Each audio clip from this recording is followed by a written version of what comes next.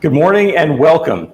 I'm Raj Kumar, the President and Editor-in-Chief of Devex, and I want to welcome you all back, not back to normal, but back to New York. We are here and the entire Devex team covering the UN General Assembly. This is the 76th General Assembly here at the UN. Of course, last year was entirely virtual. This year is mostly virtual. It is not back to normal. But this is such an important moment on the calendar, and it's really become that over the years. And so we're here at Devex to cover it. I think I've been coming to the UN General Assembly and all of the various events that happen around the outskirts of it for probably 15 years now. And I can say that it's an event that began as a diplomatic-focused event. Diplomats coming from around the world, major speeches by heads of state. Geopolitics was in the forefront. And I think as the years have gone by and as the challenges facing the world have changed, this has become a key moment in the global development calendar.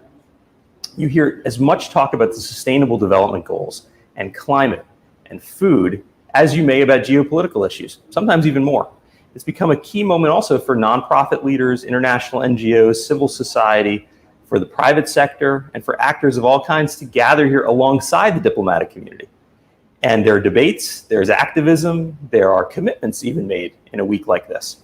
So it's a really important moment on the calendar, and we here at Devex, as an independent news organization, find it critical to come and cover and to see what the conversations are, what the commitments are, and to really hold this community accountable and to shine light on what the key issues are for all of us and for the planet.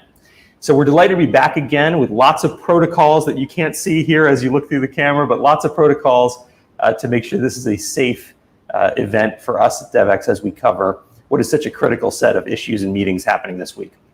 Among the things we'll be covering, the major speech today by President Biden, the vaccine summit tomorrow.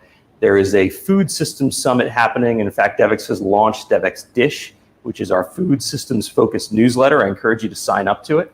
Focused exclusively on this issue. You'll get a lot of insider reporting there, and please do. And a number of other events throughout the day. We're going to be hearing today from pharmaceutical company leaders on the vaccine rollout, one of the key issues, of course, discussed this week. And we're going to be hearing from other global health leaders on that issue, too. Many discussions to come, including with Earthrin Cousin, who is the former World Food Program Director, and many, many others on food systems. So I welcome you to what is going to be a full day today and multiple days of programming and coverage. If you're watching this not through Devex directly, I encourage you to learn more about us. Go to devex.com, join our platform, subscribe to our newsletters, and I want to particularly thank our pro subscribers who get access to lots of insider insight and information through our coverage here at the UN General Assembly. I also want to say a big thank you to our partners who make a week like this and all the coverage that we do and the many, many events possible, and to really help us with their financial support and their expertise.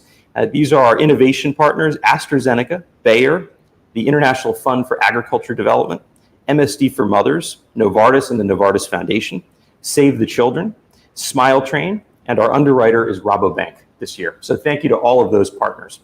I can't think of a better way to begin our coverage today than by focusing on what is one of the most important critical issues being discussed now, in part because of the lead up to another key meeting on the calendar where we will also be, and that's in Glasgow. That's the COP that's coming up. So we're here to talk about climate as we kick off the conversation this morning, and I'm delighted to introduce the Executive Director of the UN Framework on Climate Change, and that's Patricia Espinosa, who is here with me in the studio. Welcome, Patricia. Thank you, Raj. Thank you for this invitation. Thank you for being here and helping us kick off our coverage today. And I know that people following along are very interested in the climate conversations because, of course, the climate crisis is very real and in front of us, but there's also a pandemic and figuring out the priorities. There have been some who have talked about delaying the COP in Glasgow because of the concern of vaccine and access for people from the global south. So there are a lot of issues for us to talk about. I just maybe could start with your take on how the climate discussions are evolving here at the General Assembly so far. Well, you know, we started yesterday with a meeting, a heads of state and government meeting that was co-chaired by the Secretary General, Antonio Guterres, and the Prime Minister of the UK, Boris Johnson. And I was fortunate enough to be there present. And I was really encouraged to see that among the leaders, which were more than 40 who participated, among the leaders, there was really a very, very strong acknowledgement of climate change as an existential threat for everyone. There's not such thing anymore, as you have people here in New York, unfortunately, had to experience recently. Just recently, right? That this is something that happens only in those poor countries, island countries, the Caribbean. No. So the one thing that we know is that these events are going to continue, and they are going to become even stronger and more frequent. And you heard a lot of that coming out of that closed door session. That was coming out very clearly. So it was also a lot of calls to really take responsibility at this moment in time. Many did point out to the fact that we are in a turning point in history, in human history. Whether we can turn things around and get off the path of destruction that we have been going towards is really very critical, and there is not much time to do that. And this is why COP26 is so crucial, and why this year's General Assembly is also so important. So you are a long-standing diplomat, one of the most seasoned in the world. You were Foreign Secretary of Mexico. You were the ambassador to Germany. So you're used to diplomatic speak. As you translate in that closed-door session, do you feel that beyond the understanding this is a crisis, are there going to be real commitments coming out even this week as we lead up to COP? Do you expect this to be a successful COP based on everything you heard? I do expect that. Of course, I remain an optimist, as you can imagine. Sure. Because I really believe that the only thing we cannot do regarding climate is giving up. So I remain an optimist, but I do expect some announcements coming up. The report that we recently issued that unfortunately really presents a very, very sobering reality will be updated. I also hope and think that some additional national climate action plans will be coming in, and that we will be able to reflect that there is really this strong commitment to do something, to go from words to action. That's one of the things that you've been pushing a lot on, is getting countries to submit their plans, their national action plans. How many have you received so far at the Framework Convention, and how many are missing? We have the new and revised plans that we have received are from 113 parties. And that's, if you think about, we are more than 190. Right. There's still quite a number missing. And we, of course, are hoping that many will be coming still in the coming weeks. I know many countries, some important emitters are working on them. And I certainly hope that this will also become a positive signal of this commitment to go from words to action. How important is the climate finance piece in getting countries to commit to a plan? How important is the $100 billion that has been promised but not yet delivered? It is absolutely critical. It's critical not only because of the resources, which are so badly needed in so many developing countries, but it is also critical because this commitment that you just mentioned, the 100 billion being mobilized to support developing countries, was made more than 10 years ago. And, after 10 years, if you are a developing country and you don't see your partners really delivering on what was promised, it is really eroding trust. Sure. And trust is the basis for international cooperation. Trust is absolutely the most valuable currency in bringing the world towards a better situation. So we really need that commitment to become a reality. And then at COP26, we will also have to start the discussion on what will be the climate finance objective, the climate finance goal after 2025. Because this 100 billion was the goal for 2020 to 2025. After 2025, we need to go up. There is a recognition that without that, it will not happen. And this decade is absolutely critical. So we need those decisions and we need the resources. $100 billion sounded like a lot when it was committed, but now in the wake of the pandemic and the trillions being spent on stimulus, it sounds awfully small as a commitment. What are the chances that this year's COP doesn't happen? Can you confirm it will definitely happen? I mean, there are many people worried about vaccine access. Of course, the numbers are very low in many countries in the global south, and the idea that people won't be able to travel or can't be held safely. Can you confirm for all of us following along that there will be a COP in Glasgow? Well, what I would say is with the information we have now and what we are seeing now, I definitely believe that the COP will be happening. One important piece of information, for example, is the registrations that we have for the conference. Mm-hmm. It's really in the numbers as we normally have. Okay. So it means to me also that people are looking forward to going to Glasgow, mm-hmm. are also looking forward to meeting in person again, even if it is with a lot of protocols and social distancing measures. But I would say that it really clearly indicates that there is this willingness. One point that especially developing countries have insisted a lot is that negotiations cannot happen virtually. That needs to be done. And why? Person. I mean, again, as a seasoned diplomat, why do you think it's so key for that to happen in person? You know, it's a lot about the balances also. Within, if you look at the climate change infrastructure, if we would want to call it somehow, you have mitigation, you have adaptation, you have finance, technology, etc. Those are so many different pieces. So if you are going to have a negotiation on one specific piece virtually, it is impossible to put all the other pieces together. Right? And at the end, we need to get something like it was done in Paris, which mm-hmm. is a good balanced package where everybody's views and concerns and expectations can be reflected. So I think this is why it is so important. And so much happens outside of the meeting room, right? In the right. informal settings, and those are so key. And if developing country leaders are kept out of that because of vaccine access. Yes. How has the pandemic changed your role, your work, or this issue of how we tackle climate change? Do you feel like it's had an impact, positive or negative, on the fight against climate change? I think that like everything probably in life, it has had positive and negative impacts, right?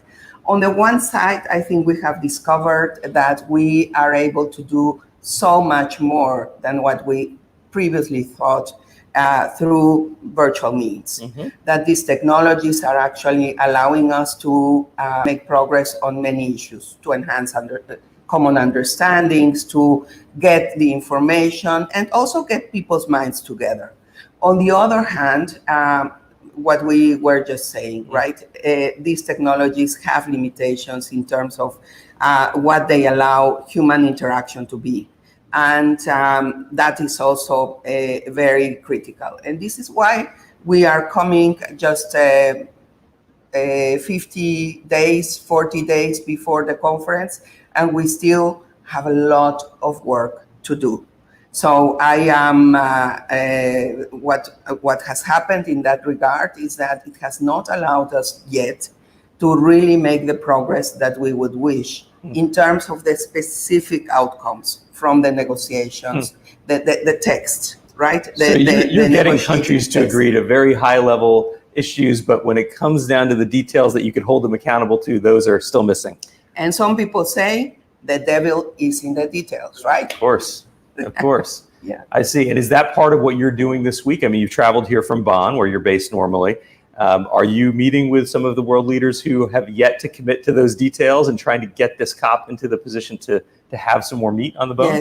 Yes, that's actually one of the objectives, and also meeting colleagues here in UN headquarters in order to align ourselves in the best possible way. As you have seen, we have been really working hand in hand with the Secretary General and his team.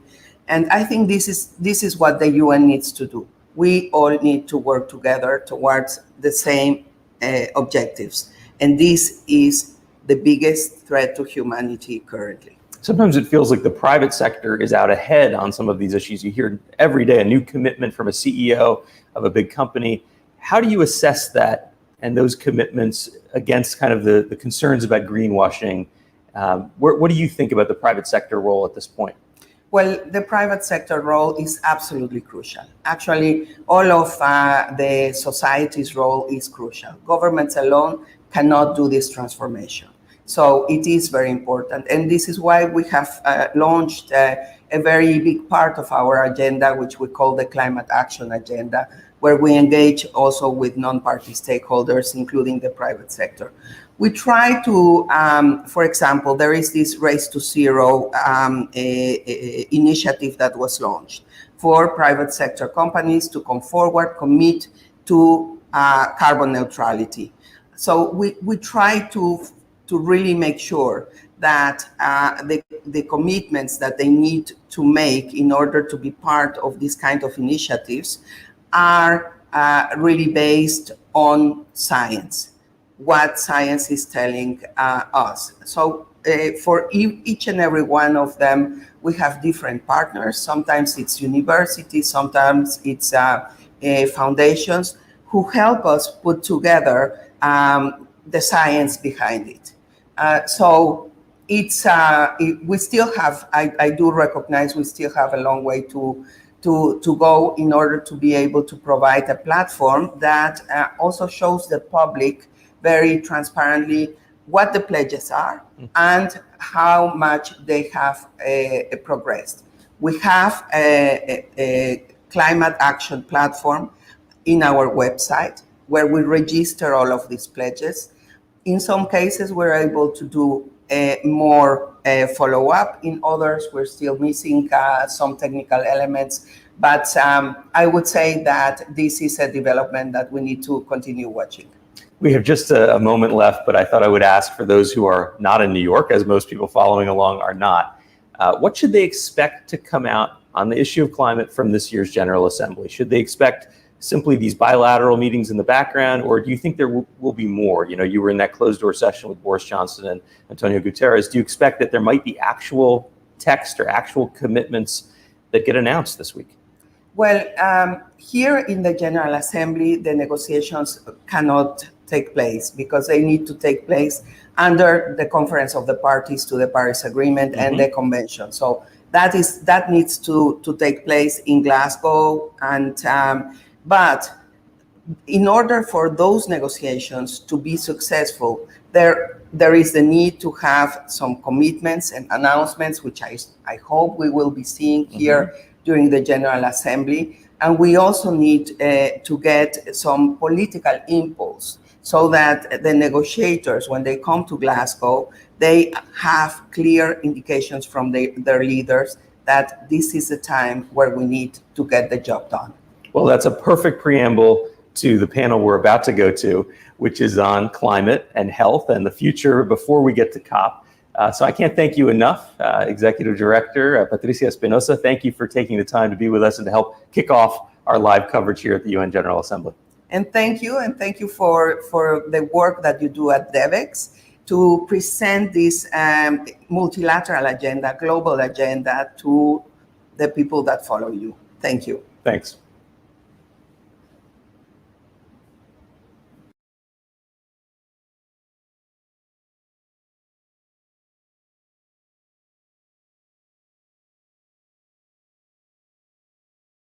And welcome again to Devex at UNGA 76. My name is Michael Igo. I'm a senior reporter at Devex, and I'm so excited for this session. We're talking about climate change, energy, health, climate impacts, where it fits into the UNGA agenda and beyond, perhaps even more importantly. I'm joined by two really phenomenal people, experts in this space who bring a wealth of different experiences. Rachel Kite is the Dean of the Fletcher School at Tufts University. She's the former Special Representative of the UN Secretary General and CEO of Sustainable Energy for All, former World Bank Group Vice President and Special Envoy for Climate Change, and she's deeply involved in advising around COP26, including with the UK government. So really checking a lot of boxes there. Harjeet Singh, a global expert on the issues of climate impacts, mitigation, and adaptation. He's been supporting countries across the world on tackling climate change. One of the people who really brings the experience of climate change impacts to the negotiations every year at the international climate change summits, and somebody that I really turn to and rely on for that perspective. He's a senior advisor at Climate Action Network International, and provides strategic advice on global partnerships to the Fossil Fuel Non-Proliferation Treaty Initiative, as well as a wealth of other experiences. Thank you both so much for joining. I'm really excited for this discussion. And one other thing I should mention is that as I've covered the climate change conferences in past years, a productive day for me is one spent sort of shuttling back and forth between the two of you, gathering your perspectives and trying to relate that to our readers. So thank you for all that you've done to help me understand these issues. And I'm not sure how well you know each other, but you have at least a sort of common link in my reporting. So thanks for that. We're going to have a conversation here, and I hope this can be sort of informal. But let's start with where we are today, which is UNGA, and the agenda that we're seeing and how climate change sort of fits into it. And Rachel, let me start with you. I mean, a couple of years ago, the Secretary General sort of basically made all of UNGA about climate change. This year, climate change is sort of competing for attention with other crises. Obviously, COVID is front of mind, but now also the crisis in Afghanistan. It's a packed agenda and a pretty daunting one. What are you watching for during this General Assembly for indication that world leaders and the major development institutions are committed to ensuring climate remains somewhere near the top of the agenda? What should we be watching? So great to be here, Michael, and it's great to be in Harjeet's company. So first of all, it is going to be a disrupted General Assembly. I think the new and incoming President of the General Assembly, Abdullah Shahid, I think is hoping that foreign ministers and heads of state come, but the host country has sort of tried to dissuade people not to. And so I think the one in-person meeting that the Secretary General is going to be doing will be the small climate sort of head of state, foreign ministers meeting.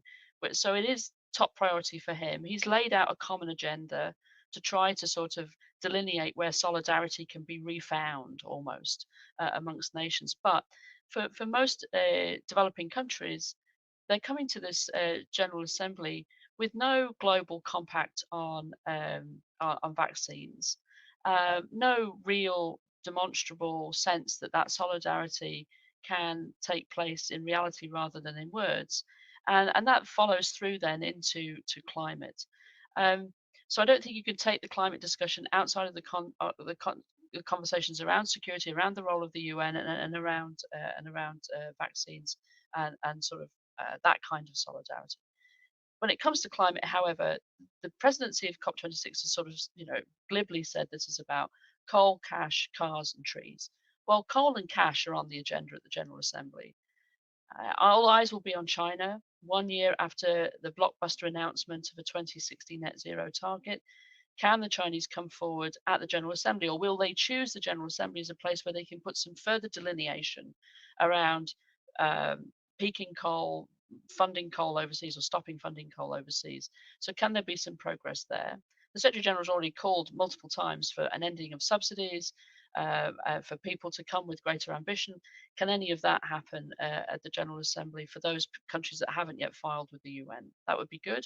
And then cash. And here all eyes really are on the United States, which in a great piece of work done by the Overseas Development Institution based out of London last week, showing how far behind the US is in its commitment on finance. And while there's, I think, some interesting new initiatives coming to mobilize finance from the private sector and finance from philanthropy and elsewhere, at the end of the day, the US's commitment in public finance that would help meet the 100 billion, I think there are people hoping that some announcement on that might be coming at the General Assembly. If not, that it would come soon thereafter at the meetings of the bank and the fund. So running out of time for COP26, so this platform would be important in terms of seeing some progress. And before I pull you in, Harjeet, Rachel, let me follow up with you quickly. I mean, one notable aspect of this UNGA is that it's President Joe Biden's first. Are you going to be watching his speech for specifics on climate finance? Is that something that, is that a place where that typically happens? Yeah, at some point the US has to come and tell everybody what it's what it's going to be pledging and how it's going to be moving forward. That would be a place to do it if they're ready. If not, then it's going to be in the margins of the bank and the fund's annual meetings. And this is where President Biden says again that they're back on issues of climate. Unfortunately, um, recent events in Afghanistan have showed that there is a qualification to the extent to which the US is back. And I think that the ripple effect of that will be quite pronounced. Finally, I think the Secretary General has been very pointed in his call upon the MDBs and the Bretton Woods institutions to do more than they are. And obviously, there are conversations about even more capital flowing to the MDBs for more targeted action. And I think that you'll still continue to see the United Nations sort of indicating to its sister institutions what it wants them to do. Excellent. I want to dig into that MDB piece and the sort of the questions about where development institutions stand on this. But sticking with the big picture for a moment, Harjeet, I think this year has been one of kind of climate disaster in every part of the world, and I don't know the extent to which it's true that is sort of driving more political will. You probably have a better sense of that than I do. But how do you see the sort of growing awareness of climate change impacts playing into COP26 or even UNGA before that? And what are the key issues related to climate change impacts that negotiators are focused on? Thank you, Michael, for inviting me, and it's a pleasure to join you and Rachel in this conversation. Well, it's true. We have seen disasters all over the world, and climate crisis has reminded us that no country, poor or rich, can escape climate impacts. But the reality also is that developing countries who are least responsible for the crisis are the ones struggling the most to cope with the impacts and recover from the increasing frequency and intensity of these disasters.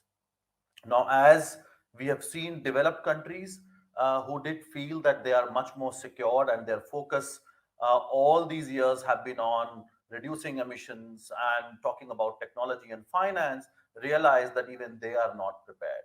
Now, that very realization should be a reason for more sympathy and empathy as well as solidarity towards the global south. We have not seen that resulting into real support, as Rachel just mentioned. Even the United States, that should be coming up with a much more generous offer of providing finance and supporting developing countries to be prepared to deal with disasters, that has not happened yet. So it has not been meeting its fair share of responsibility. And we hope the kind of crisis we have seen now, COVID and climate intertwining each other as well, because the same countries are far more vulnerable to both the crisis. We have not yet seen concrete support coming in.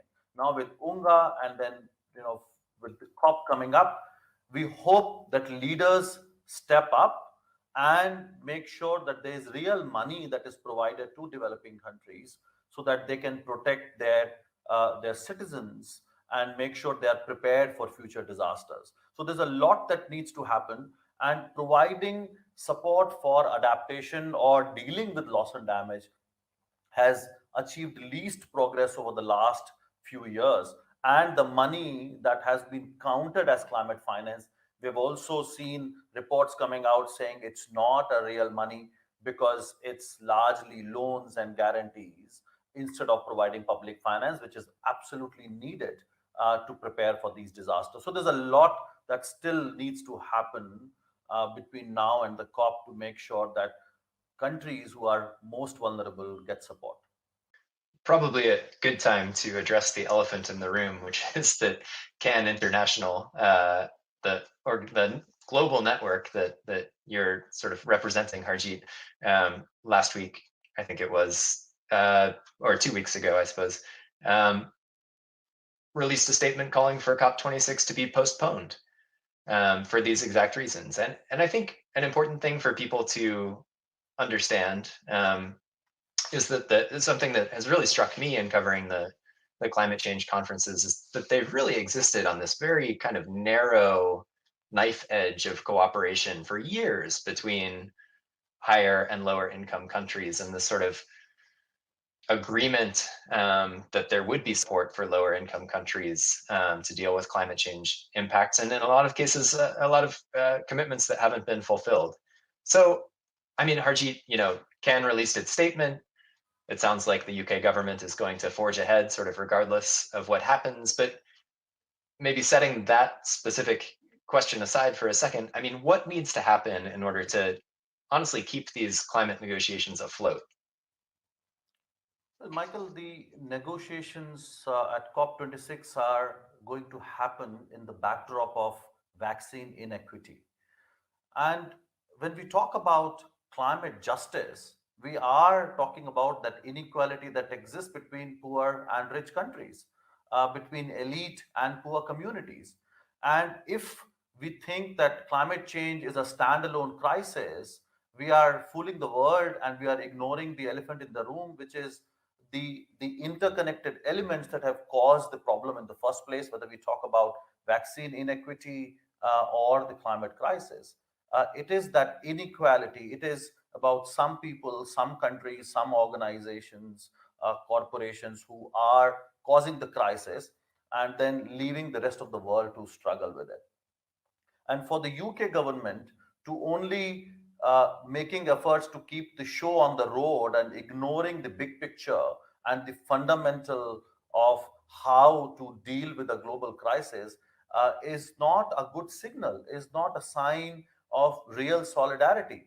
And if we really want COP26 to succeed, we need to, one, make sure that the logistical issues are sorted. We have seen how least developed countries coming out after Climate Action Network released its statement saying we don't feel confident that we will be in the room. We still do not have enough clarity. We have not received enough support. So for UK government and the UN system, they have to come up with a very clear plan to ensure that it is going to be a safe and equitable and just COP, which means that poor countries and their delegates and civil society are in the room, because we are talking about a climate crisis that affects them the most, which means their voices are much more needed in the room. And the current level of clarity doesn't give enough confidence, particularly to least developed countries, to even decide on their plans. The cost of quarantine after CAN statement, UK government did come up with an announcement that they're going to cover the quarantine cost in the UK. But what about the cost that is rising because they have not booked their tickets yet? What about the quarantine cost in other countries, in transit countries? That's not clear. And least developed countries clearly said that in many cases, they are going to be out for several weeks before and after the COP. So, and it's not just about delegates; it's also about assuring their families. And we have not yet heard a detailed plan to make it a safe, equitable, and just COP. So, if logistics has not been sorted, and if we do not have right kind of representation, how we are going to make sure that the outcome is also fair and just? Because some of the key issues that are going to be discussed are about dealing with climate impacts. It's about adaptation, finance, loss and damage, or even rules for the market. And if you do not have all countries in the room and with the kind of technical expertise they need, I don't think we can call the outcome as a legitimate outcome. So there are many big question marks still we have, which will give confidence to least developed countries in particular. Rachel, what's your view here? I take it you have some sort of reservations about this strategy of just keeping the talks alive, come what may. But what's stepping back a bit? I mean, what needs to happen to keep some degree of space for cooperation open between wealthier and lower income countries and delegates here? Well, I think Selwyn Hart, who runs the Secretary General's climate team in New York, has underlined last week that for the UN, the principle which they insist upon for negotiations is that everybody's equal, right? Within the United Nations, every country is equal, and so it is to the presidency to make sure that that can be realised in the way in which the negotiations are held. And obviously, we saw in the intersessionals, it's very difficult. I mean, you see developing country regional groupings getting together so that they can help themselves, work within a hybrid format, etc. But it's hard. And if you look at what the agenda is, then we've got to make critical progress on adaptation. We've got to make loss and damages on the agenda, issues of markets, as Harjeet has said. It's impossible to have those negotiations with two-thirds of the world not there. And so, I think that the presidency is caught a little bit. There's lots of excitement about the race to zero and sort of lots of commitments that are being made. And we saw a lot of that around Paris and other COPs. But this is the COP which is really about ratcheting up ambition in a meaningful way, holding ourselves to account for that ambition, really making progress on adaptation because look at the impacts that are all around us, and really making substantial progress on finance, which has many different elements to it. I mean, and then other things. And so um, it's welcome that the presidency has been forced to sort of, I think, pay for quarantining. I don't think it goes far enough at this point. With just 50 days to go, I'm not sure what more could be done. And I think what was regrettable last week was this sort of still little sense of sort of a little frisson when we saw some developing country delegates arguing with some developing country civil society. None of us can take any pleasure in that. The point is that if the COPs are meaningful, that everybody's there and we thrash these things out together. And if the COP has been organised in such a way that that is not possible, then there has to be supplemental, arrangements. So we already know we're going to have to come back quicker than 5 years with new ambition because things are moving so fast. So it'll be interesting to say, but with 50 days to go, it's on the presidency to make this work. And I think there's great nervousness amongst many countries that they're going to have a really hard time operating in Glasgow with just one body there and civil society on the telephone and lawyers scattered all around the world. I mean, we'll have to make the best of a bad job. So climate change adaptation, Rachel, you described as a key piece here, a key area where we need to see progress. What does progress on climate change adaptation mean? I think that's probably, along with maybe sort of loss and damage and some issues around energy. For our Devex readers, there's a big overlap there in the Venn diagram between climate change adaptation and development. So, what does the development community that's focused on climate change need to understand about sort of where the conversation currently sits on adaptation? What might get decided? What would progress look like? And that's for both of you. I know you both work deeply on this issue. Well, maybe I'll just take one element of it, and Harjeet has got much more to say with different perspective and more wisdom, probably. Just on the financial part of adaptation, it's getting boiled down into 50% of all finance should be for adaptation. I think that first of all, we do need to see much more funding pledged into countries' efforts to build resilience and into community efforts to build their own resilience and adaptation. But 50% of what is always a big question, right? So 50% of not enough is not enough.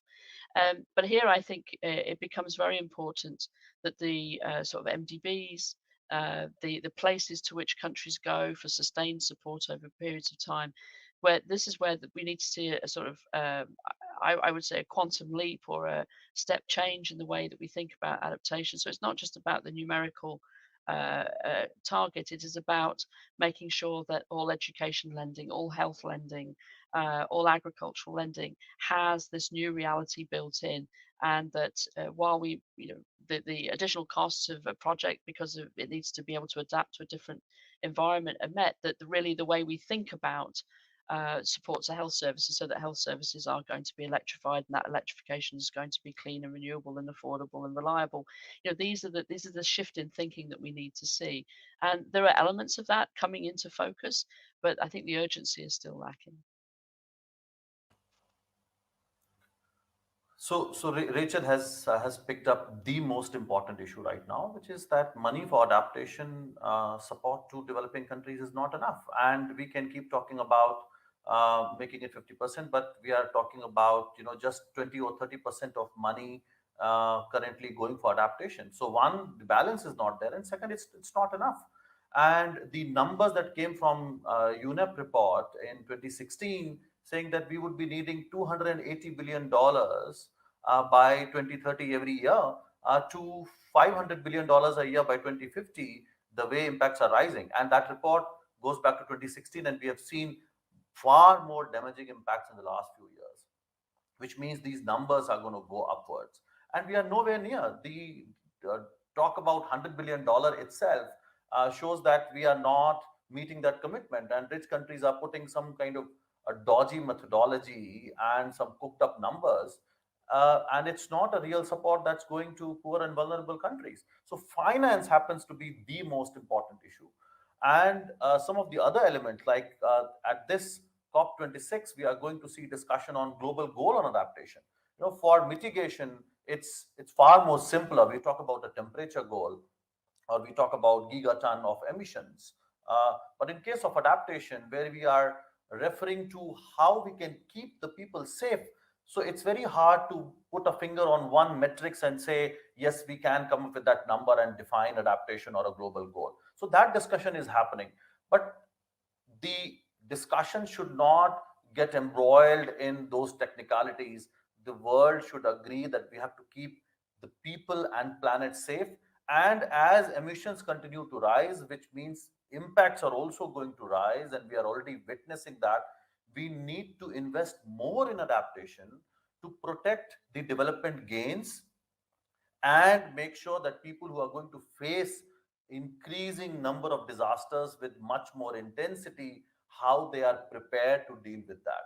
And also, in some situation where adaptation is not going to be enough and they're going to face loss and damage, there has to be a system that helps them in terms of humanitarian relief and recovery and even rehabilitation.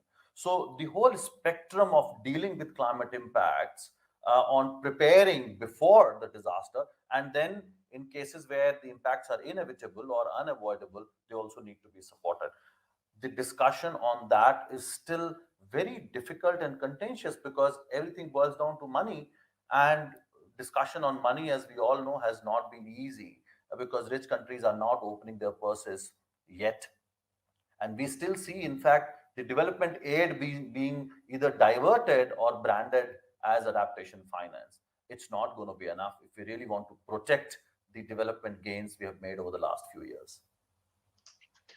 A lot of this comes down to a negotiation between kind of the big influential development institutions and the political leaders who sort of hold their purse strings or make their policy preferences loud and clear to those institutions. But from both of you, what sort of room for improvement do you see in the influential development institutions? I'm thinking, the World Bank and IMF with their annual meetings coming up shortly after UNGA, other MDBs, some of the bilateral donors are now, and I think USAID is in the process of coming up with a new climate change strategy under the Biden administration. What does leadership look like for a development institution that wants to take climate change seriously at this point? Well, I think for the banks, it's using their capital and their balance sheets to the utmost efficiency, and that probably means taking slightly more risk. It means there's room to change some of the internal rules that were put there for good reason when the bank's mission was slightly different. I mean, there still needed to be countercyclical funders, etc. But we're in age of the need to rapidly decarbonize. And so, you know, is for example, in IFC, is 20 a cap on 25% of equity, the most effective way for them to be, really aggressive in the move for um, clean electrification in certain countries. I don't know. I think that sort of everything should be on the table, basically. And certainly, as more capital gets deployed to the NDBs, because they may be the most effective way to house and then push this out, both in budget support to countries, but also then to leverage um, more money in. I think that's very important. I mean, secondly, is that countries need to be able to access the big chunks of money, and so some of the issues around which have been raised by the Economic Commission on Africa very effectively, how countries can access the capital markets, issues of terms of trade. These are all going to be terribly important. There's room for many developing countries to invest their own resources more effectively in their own private sectors as well. But I think that everything should be on the table in terms. So it's not just about um, you know bolstering IDA and giving it another adaptation window, etc. It's about you know we are now here in 2021. We've got 9 years to cut emissions by half. We have got extraordinary needs for investment in resilient infrastructure and to make social services and safety nets resilient for the kinds of potential losses of success that we've seen in the last 20 to 30 years. Are we fit for purpose? And that's the question. And that, I think, extends to every aspect of how these banks access the capital markets, manage their balance sheets, manage their treasury operations, and manage their lending.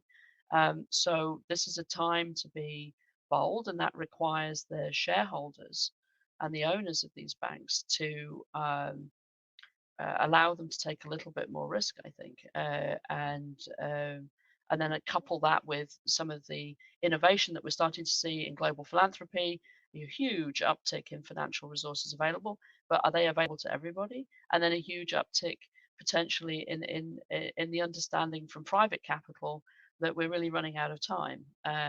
So all to play for. Harjeet, last word to you. Well, agreeing to everything that Rachel said, it has to be holistic, it has to be comprehensive.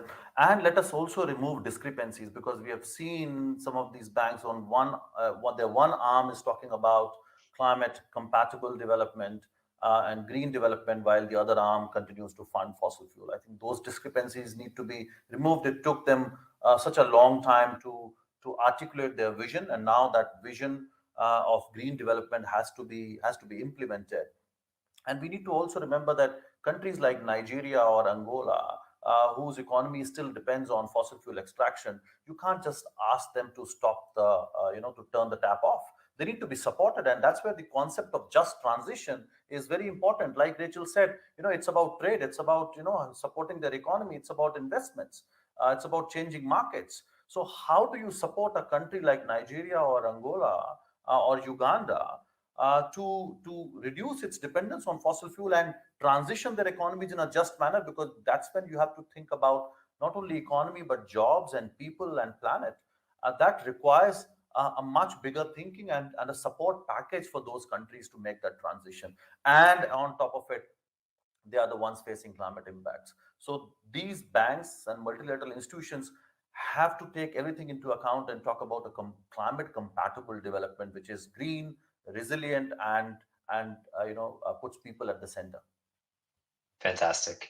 Well, you've set up an ambitious agenda. We'll have to wait and see how much progress we get, both at UNGA, at the annual meetings, and then at COP26. I hope we can stay in touch, and I'll look forward to getting your feedback and your reviews when the time comes. Rachel, Harjeet, thank you so much for joining us today. It's been my pleasure. Thank you. Likewise. Thank you so much.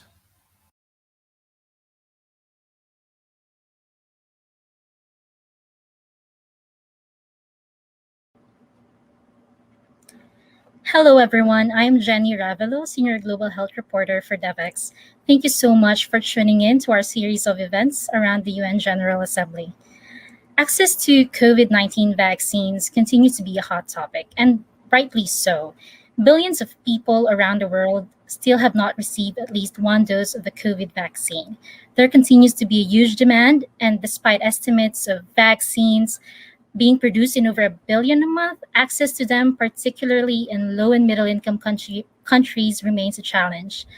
But there are more vaccines coming, and one of them is actually a COVID-19 vaccine developed by Novavax, an American biotech company that has decades of experience developing vaccines for serious infectious diseases.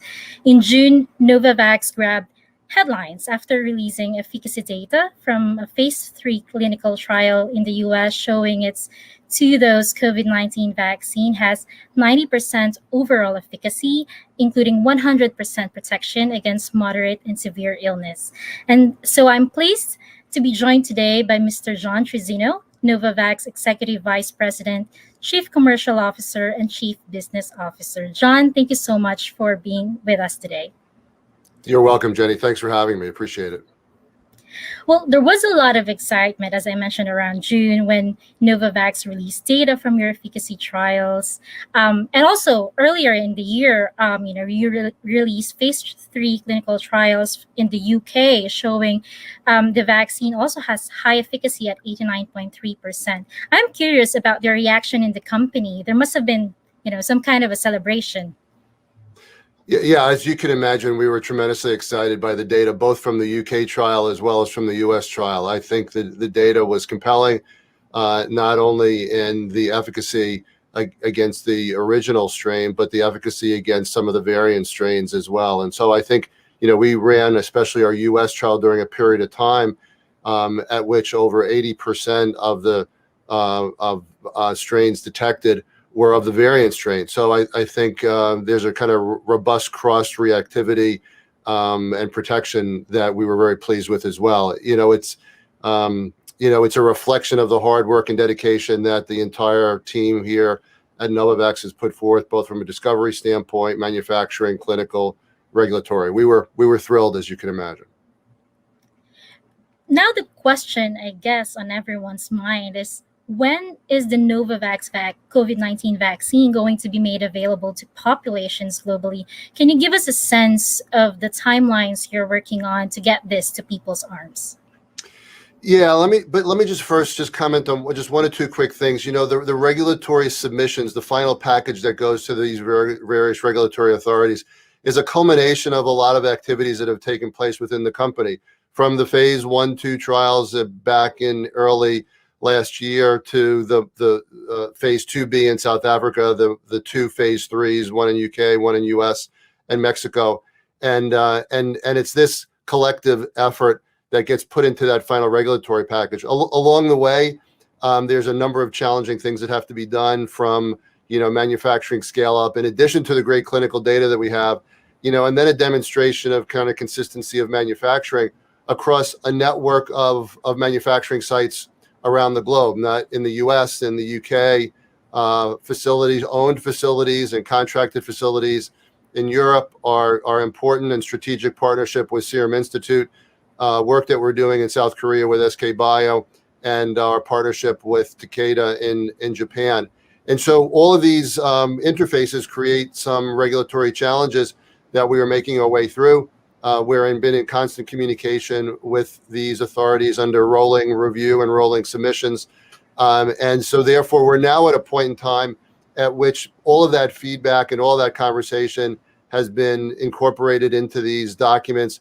So we should be seeing a coordinated effort of getting these very similar regulatory filings being submitted within the next couple of months. Will we see it within the year?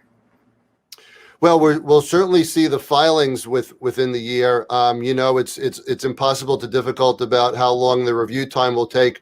Of course, we're optimistic that, given the conversations we've had to date and given the rolling submissions, that we'll see a quick review.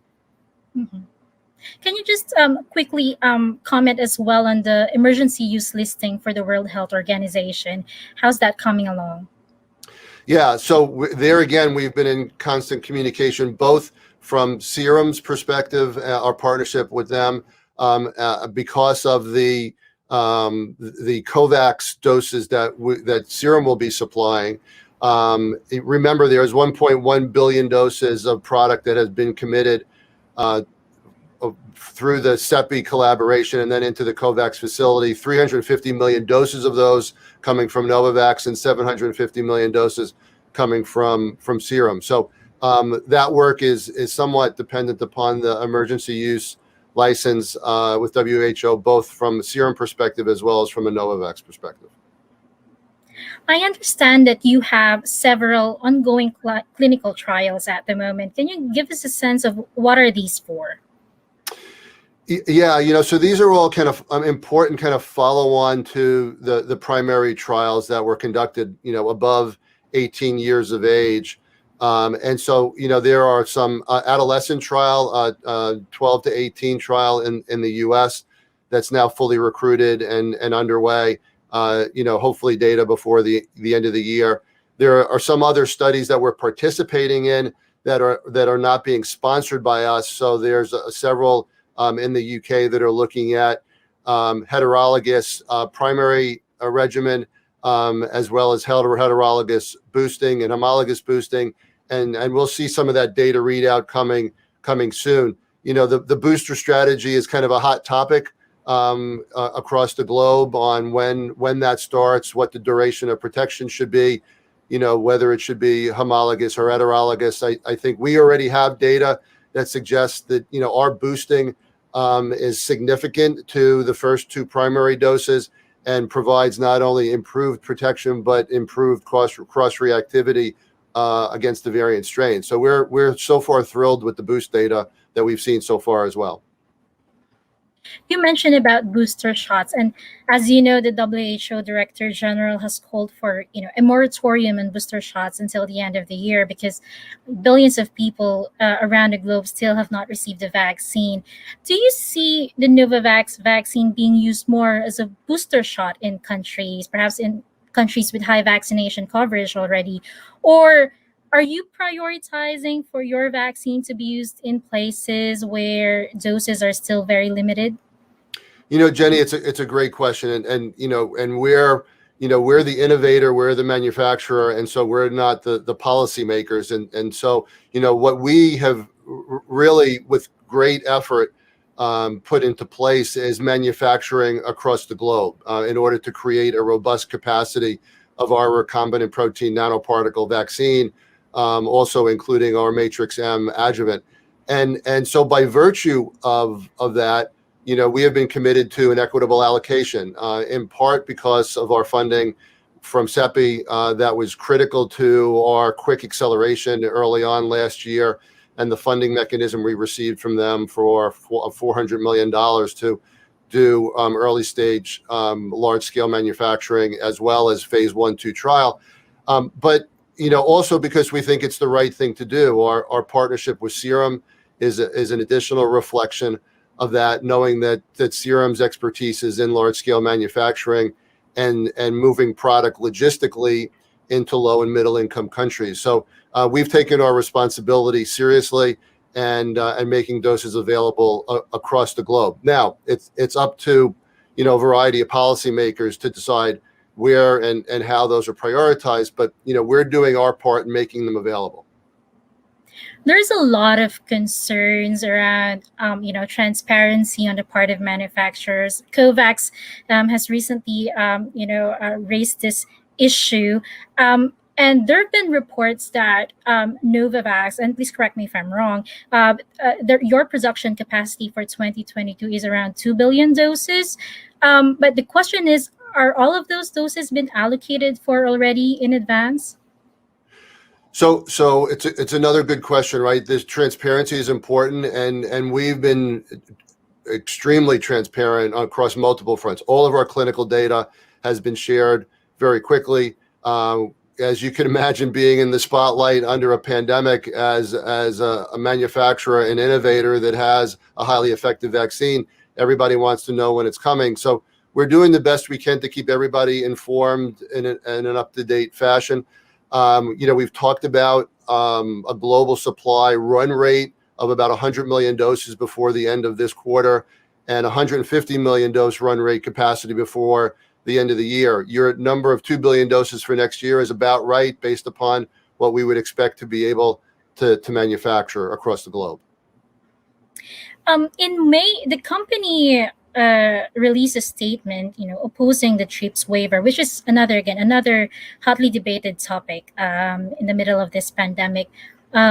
We've seen countries and some organizations having changed their stance on this issue. I wonder, has Novavax's position changed? 3 to 4 months since that statement. Why or why not? It hasn't changed. We do oppose the TRIPS waiver, and specifically for this reason, not because we're not in support of equitable allocation, and not because we don't believe that doses need to go into low-income countries with some priority, but because manufacturing a complicated biological like we have is not like making aspirin. You just don't give the recipe to somebody and they turn around and it can easily manufacture that product the next day. This is a complicated tech transfer. We've now done it at 8 facilities in 7 different countries. So in effect, we're implementing what the TRIPS waiver is intending for us to implement, but we're doing it under our control and under our supervision in order to be sure that the quality product that we've seen in our clinical trials is the quality product that's manufactured across multiple manufacturing facilities. You mentioned earlier around agreements with companies in India, in Japan, in South Korea. Are there plans to do more of that? Perhaps in in a little bit less developed countries that may have capacities in Latin America or Southeast Asia or maybe in Africa? Yes, we are continuously looking at other opportunities to expand our manufacturing capacity. I mean, as you said earlier in the interview, armed with this great clinical data, which we're very proud of, we're eager to manufacture as much product as we can. But again, as we go and kind of do our due diligence around the globe, we're being very selective about where that manufacturing is being done, the experience of that facility, or the ability to bring up a new facility and build that out over time. But now you're talking about a function of time and quality, and those two things have to converge. Mm-hmm. You mentioned about your agreement with your deal with Covavax earlier, and part of that's coming from Novavax, and then part of that is coming from the Serum Institute of India. SII has been challenged in delivering some of its doses for another COVID vaccine to COVAX. Do you anticipate to face any similar challenges? There's always challenges, right? And that's part of what we do every day is identify them, resolve them, and move on. But I think fundamentally the relationship with Serum is such a strong, solid relationship. We've tech transferred to them.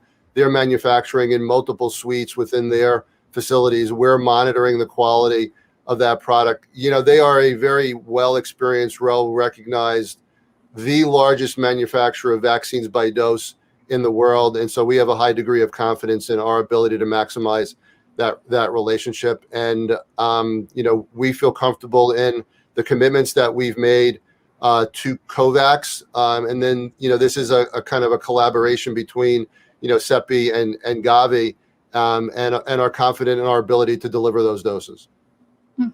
Recently, there was an announcement from Novavax starting a new clinical trial on a combination vaccine. Can you tell us a little bit more about that? Yeah, I'm glad you brought that up. It's an exciting opportunity. I think, many people may recall that we took a quadrivalent influenza vaccine on the same platform with a recombinant protein nanoparticle into a phase 3 trial back in 19 and then over into 20, just before the pandemic, and we received the phase 3 results, which were successful. We met all of our primary objectives for that trial, and we were just thrilled at the data coming from our NanoFlu phase 3 trial, and we're getting to roll that out, or intended to roll it out commercially, and then hit by the pandemic, and appropriately so, it needed to take a little bit of a back burner. But now, faced with what might be an annual seasonal vaccination for COVID, which may align with influenza, it makes perfect sense to combine these two vaccines that are on the same exact platform. Again, the recombinant protein nanoparticle, both adjuvanted with Matrix M. And so bringing those two together makes perfect sense. And we're excited to have that trial started and look forward to having the data from that trial mid next year. 2022 looks like it's going to be a very busy year for you at Novavax. But I wonder what's next for Novavax. Is the company also eyeing to develop, other vaccines for other diseases other than what we've discussed?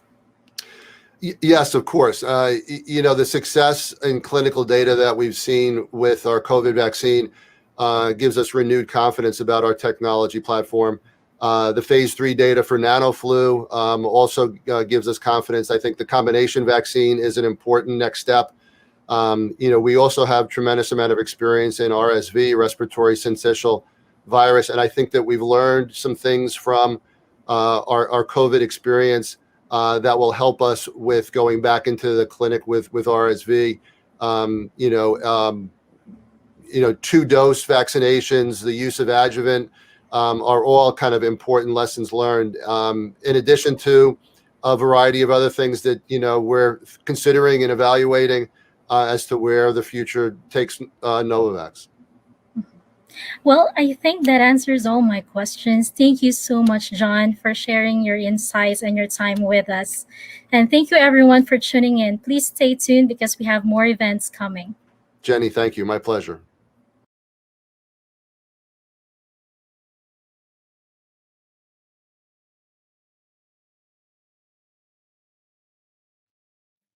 Well, hello and welcome back to our coverage of the UN General Assembly. I'm Raj Kumar, the President and Editor-in-Chief of Devex, and delighted to be with all of you joining us from around the world for what has become a pretty critical moment in the global development, global health, humanitarian calendar.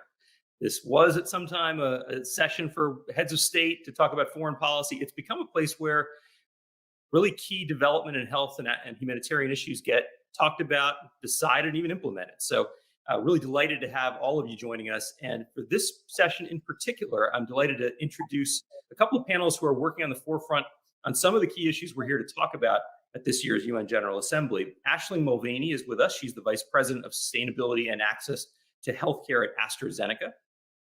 And Dr. Juliet Nabyonga Orem is the Country Director for Kenya at the World Health Organization. There's a lot I want to get into on universal health coverage with them, and particularly this issue of multi-stakeholder partnerships, something that's become really highlighted during the pandemic. But first, let me just welcome them to the conversation. Really nice to be with both of you. And I really want to get Juliet into the discussion. You've had this experience working across Africa. I know you're in Kenya now, but working on strengthening health systems in, I think, 20 countries in Eastern and Southern Africa. You have a long career really focused with a lot of expertise on health system strengthening. A topic that was very niche at one point and is now, I think, a very broad theme in UHC. How do you think the pandemic has shaped our attempt to reach universal health coverage? Where do we stand in that effort to strengthen these health systems? Thank you so much for having me. I think we look at the impact in two parts. Of course, we have lost gains, we have lost lives. And indeed, one of the things you touched on is the restrictions in movement, but also we've seen extensive disruptions in service delivery. Health facilities have been closed, health workers have been infected, disruptions in supply chain systems. So access to services has been impacted from two fronts. From the access, the patients coming to the health facility, but also the health facilities being able to provide health services. We've seen immunization campaigns being postponed because of the reallocations, perhaps. They had to reallocate money. Countries have had to reallocate money to primarily focus on response efforts. So partly that explains the postponement of essential campaigns for immunization. But also we've seen some positives, and I think we need to take this forward. For example, we've seen the significant role of the private sector. They've really come through in service delivery, also manufacturing, the PPEs. They were able to transform their companies to do that in a very short time, and also in-kind contributions, but also funding. When you look across Africa, many countries have had funds that have been capitalized by the private sector to really support the response. And what do we take away when it comes to health systems and primary health care? I think the case has been strengthened. The nexus between health security and essential health services and universal health coverage, I think now this is very clear that without strong health systems, we cannot talk of health security, we cannot talk of universal health coverage. And I think this is what we are talking about now, because we need strong systems that can quickly isolate, that can quickly contain outbreaks, that can preserve provision of essential health services when faced with shocks.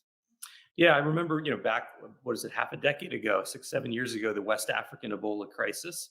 And many of us in the global health field thought that would do it. That would be the wake-up call, that we're only as strong as the weakest health systems in the world. We have to invest in these systems. I'm not sure it really did it. But maybe COVID now, as I speak to global health leaders, there's a sense that maybe this pandemic, so wide-reaching, affecting everyone across the world, that maybe this starts to spark the idea that it's not enough to invest in your own health system or to think in very siloed ways, but to cross-cut and to think across borders.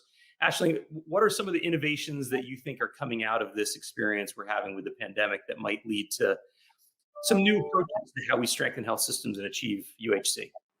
I think it's a really important point for consideration, Raj. And, what I want to do is acknowledge that there is a pandemic, but actually reflect that there has been a healthcare crisis before the pandemic.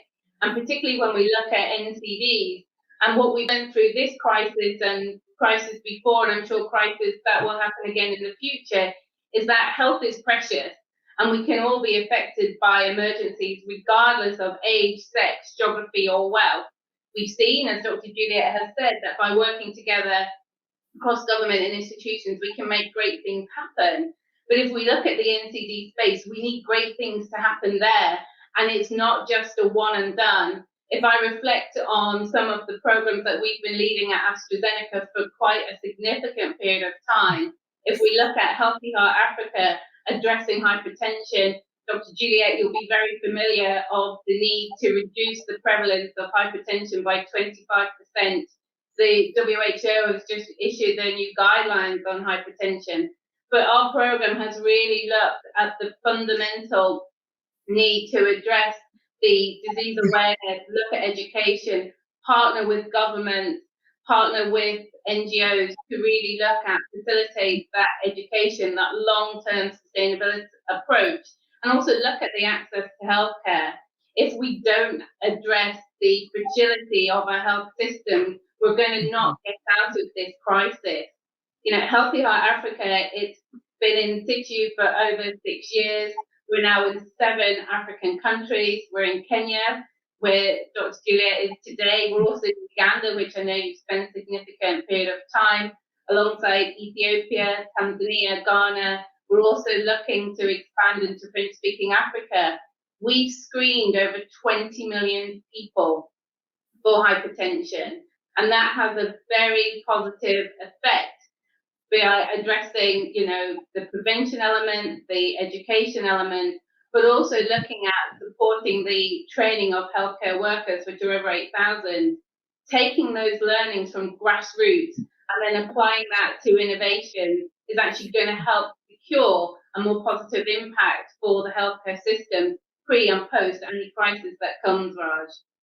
You're right. And if you think about even at the beginning of the COVID crisis, so many of the tests that were conducted were using machines that had been placed and purchased for HIV testing, right? And other kinds of health systems and programs that were based on individual disease silos were, used for other purposes because we were in a pandemic moment. And I think it shows you that there's an opportunity here to think about the whole system and to use it to address many other issues as they may come up. And that it's probably not right to simply organize all of our efforts along these silos as we traditionally do. Juliet, what are your thoughts here? You talked about primary health, you talked about health systems. When you think of some of these disease areas like hypertension, what are the ones that are high on your agenda where you think we may have had a big setback and we ought to refocus our attention? Of course, hypertension and the big four, I would say, of course, cancer. We have diabetes. We've had big setbacks on this. first of all, we are coming from a lower platform that actually access wasn't that good when we come to these 4 diseases, partly because of the way the systems are configured, but also the way the essential health services are designed. We had to do a lot of work to get these into the routine service delivery, to get them into the essential healthcare packages. And why were we in that space? Because of our information systems. We didn't have robust data to really appreciate the magnitude of the burden. And once we get on top of the issue of data, then we look at the training, the skills of health workers, the capacity of the system. It's easier to get these services at the higher levels of the health system, but we know majority of the people seek care at the lower levels, where we really need to build the capacity for the system to provide these services. And of course, build awareness of our people, to know when to seek care, to comply with instructions, and to really keep routine checks as discipline, not as something you're forced to do, but as part of discipline, something that is a health issue, because they have a lot to play on their side. Primarily health is in your hands. Make the right decisions at the right time. And if you think about this from a patient perspective, it isn't just about going in to deal with one issue or another. You want to maintain your overall health. And we're getting so used to this issue of waves. So I wonder what you both think about this. I've talked to other global health experts who feel we've had obviously multiple waves of COVID, but we should expect waves of significant NCD diagnosis because so many people have not been able to go in for treatment, or supply chains have been disrupted. They haven't been diagnosed. And so we may see a much larger burden from many of the disease areas you just described. Is that how you're seeing the picture develop? I would say yes.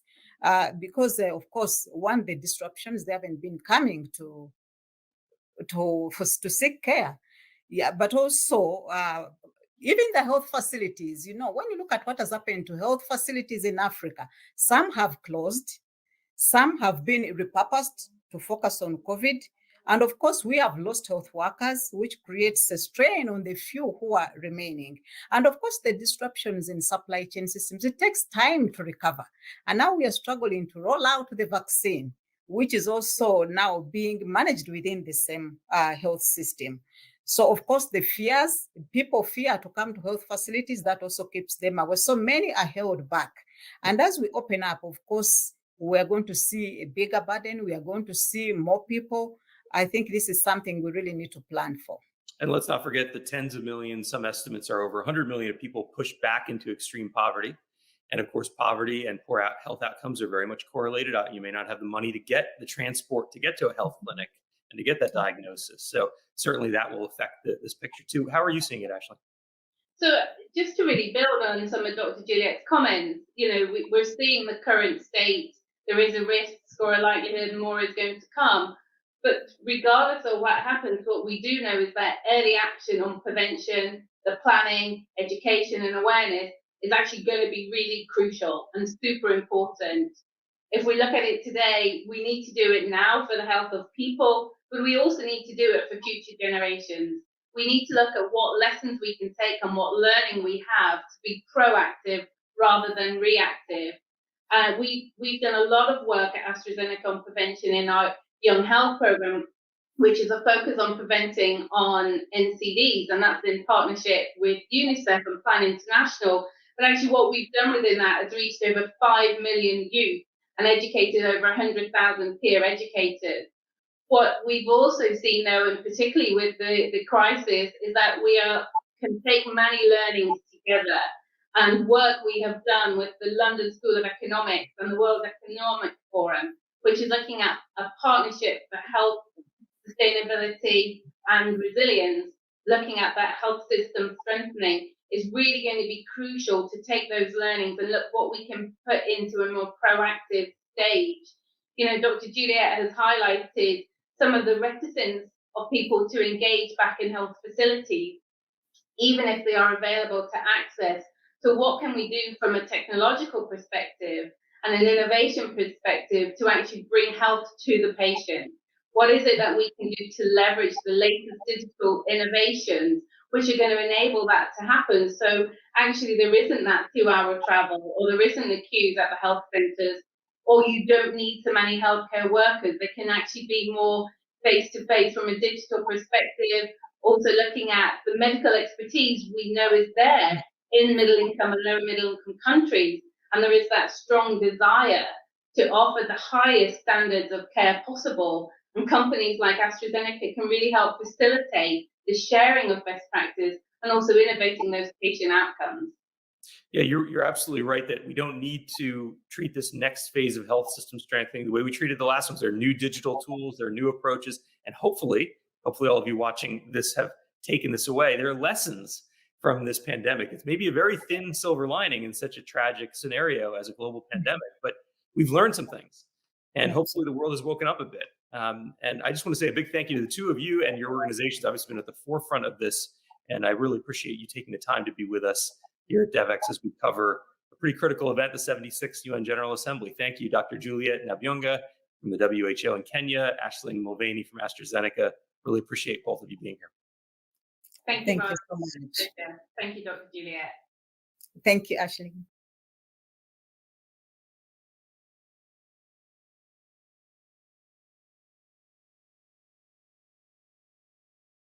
Good day, everyone. This is Jenny Ravelo, Global Health Reporter for Devex.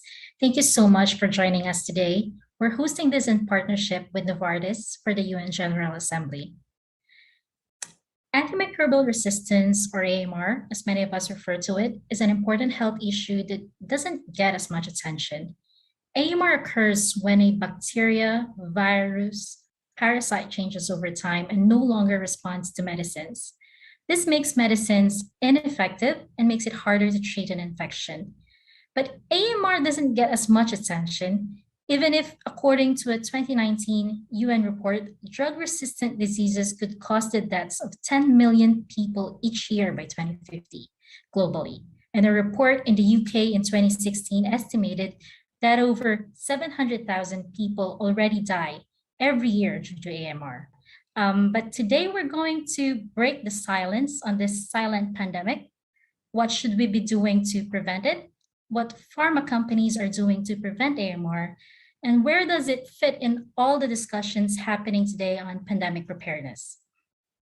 I'm happy to welcome our two distinguished speakers today to shed light on this topic and provide us more insights on what's being done, what more needs to be done to prevent AMR from becoming an even bigger crisis. We have with us Dr. Lutz Hegemann, who is the Group Head of Corporate Affairs and Global Health at Novartis. Dr. Hegemann is responsible for driving Novartis' corporate strategy and integrating global health and environmental, social, and governance matters into the company's core business. We also have with us Mr. Richard Sainer, CEO of Sandoz, a division of the Novartis Group and a global leader in generic pharmaceuticals and biosimilars. Sandoz reaches 500 million patients a year with its portfolio of affordable medicines, including biosimilars and generic cancer therapies, and generates annual sales of $10 billion. Gentlemen, welcome, and thank you for taking the time to be with us for this discussion. It's a pleasure, and thank you so much for inviting us. Perhaps I'll just kick things off. I mean, Sandoz and Novartis, we're one of the largest, or certainly Sandoz is one of the largest and remaining manufacturers of antibiotics globally. In fact, we're about to come up to our 70th anniversary of manufacturing antibiotics in Austria. So we have a very proud history, and clearly I always view antibiotics as probably the foundation of modern medicine. They've been transformative in many ways, allow surgery to happen, treat diseases that would have killed only a few decades ago. But they're incredibly precious. And so I think the AMR topic is incredibly important. As you say, it's probably one of the biggest increasing risks to health that we face over the coming years. And what drives that? Well, I guess a few areas. Clearly, overuse and inappropriate use of antibiotics. Manufacturing, how products are made and how the waste products of that are disposed of and managed. And then how we develop new antibiotics for the future, for future generations of our children. So it's a very complex topic. From our point of view, clearly, it's important to think about this from an access term. How do we deliver and bring high quality antibiotics to patients, but also help educate them and healthcare professionals about the right use of antibiotics? Because in many ways, the right use of antibiotics is probably one of the key areas that we can help address antibiotic resistance. Thank you so much, Mr. Sainer. So, thank you for that overview. But why is it important? We're very much in the middle of a pandemic. Why is it important for us to talk about AMR now? Well, it's not a new topic, and it had attracted previously, before the COVID-19 pandemic sort of took the central stage, quite a few global health debates. And as you had mentioned earlier, it is a kind of silent pandemic, where we don't see an immediate shift from one day to the next day, but we see gradually problems building up, resistance building up, and we have to act now in order to mitigate those effects to the extent possible. And I think what the COVID-19 pandemic has also shown is how vulnerable even very sophisticated health systems are against infectious threats. And here with antimicrobial resistance, we have still the opportunity to change our approach, to act now, but we cannot afford to lose time. Do we have a sense of how it is affecting health systems today? Yeah, I think to Lotta's point, in many ways, it slowly creeps up. It's not something that changes overnight. But you think about where antibiotics used. Pretty much most surgeries in hospitals to treat common infections that very frequently become very routine. So increasingly we're seeing operations becoming more complex, patients having to stay in hospital longer. Clearly outside the general mortality, the morbidity that's associated with that clearly puts a cost on healthcare systems.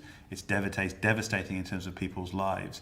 So it has a very real impact, both economically, health-wise, and emotionally on pretty much every part of society and every kind of government and organization.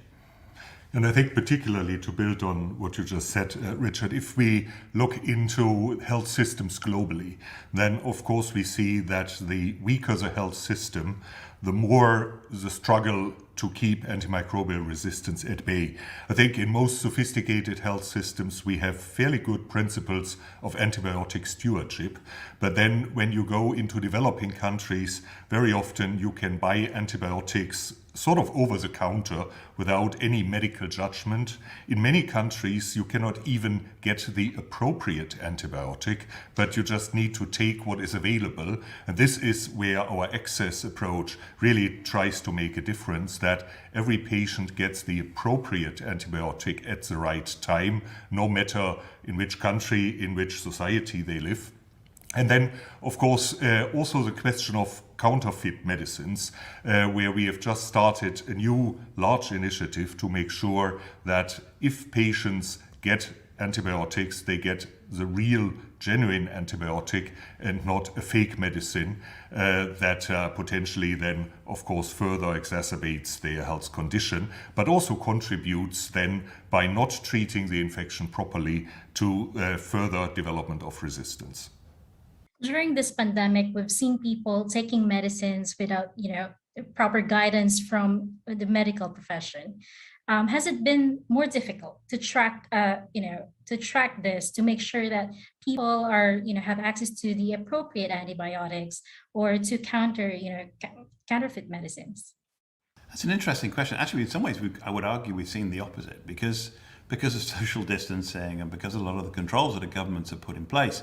A lot of the low-level minor infections that traditionally people would have taken an antibiotic for are just not happening. So we're actually seeing quite a substantial reduction in the use of antibiotics, bizarrely, over the last year, 18 months.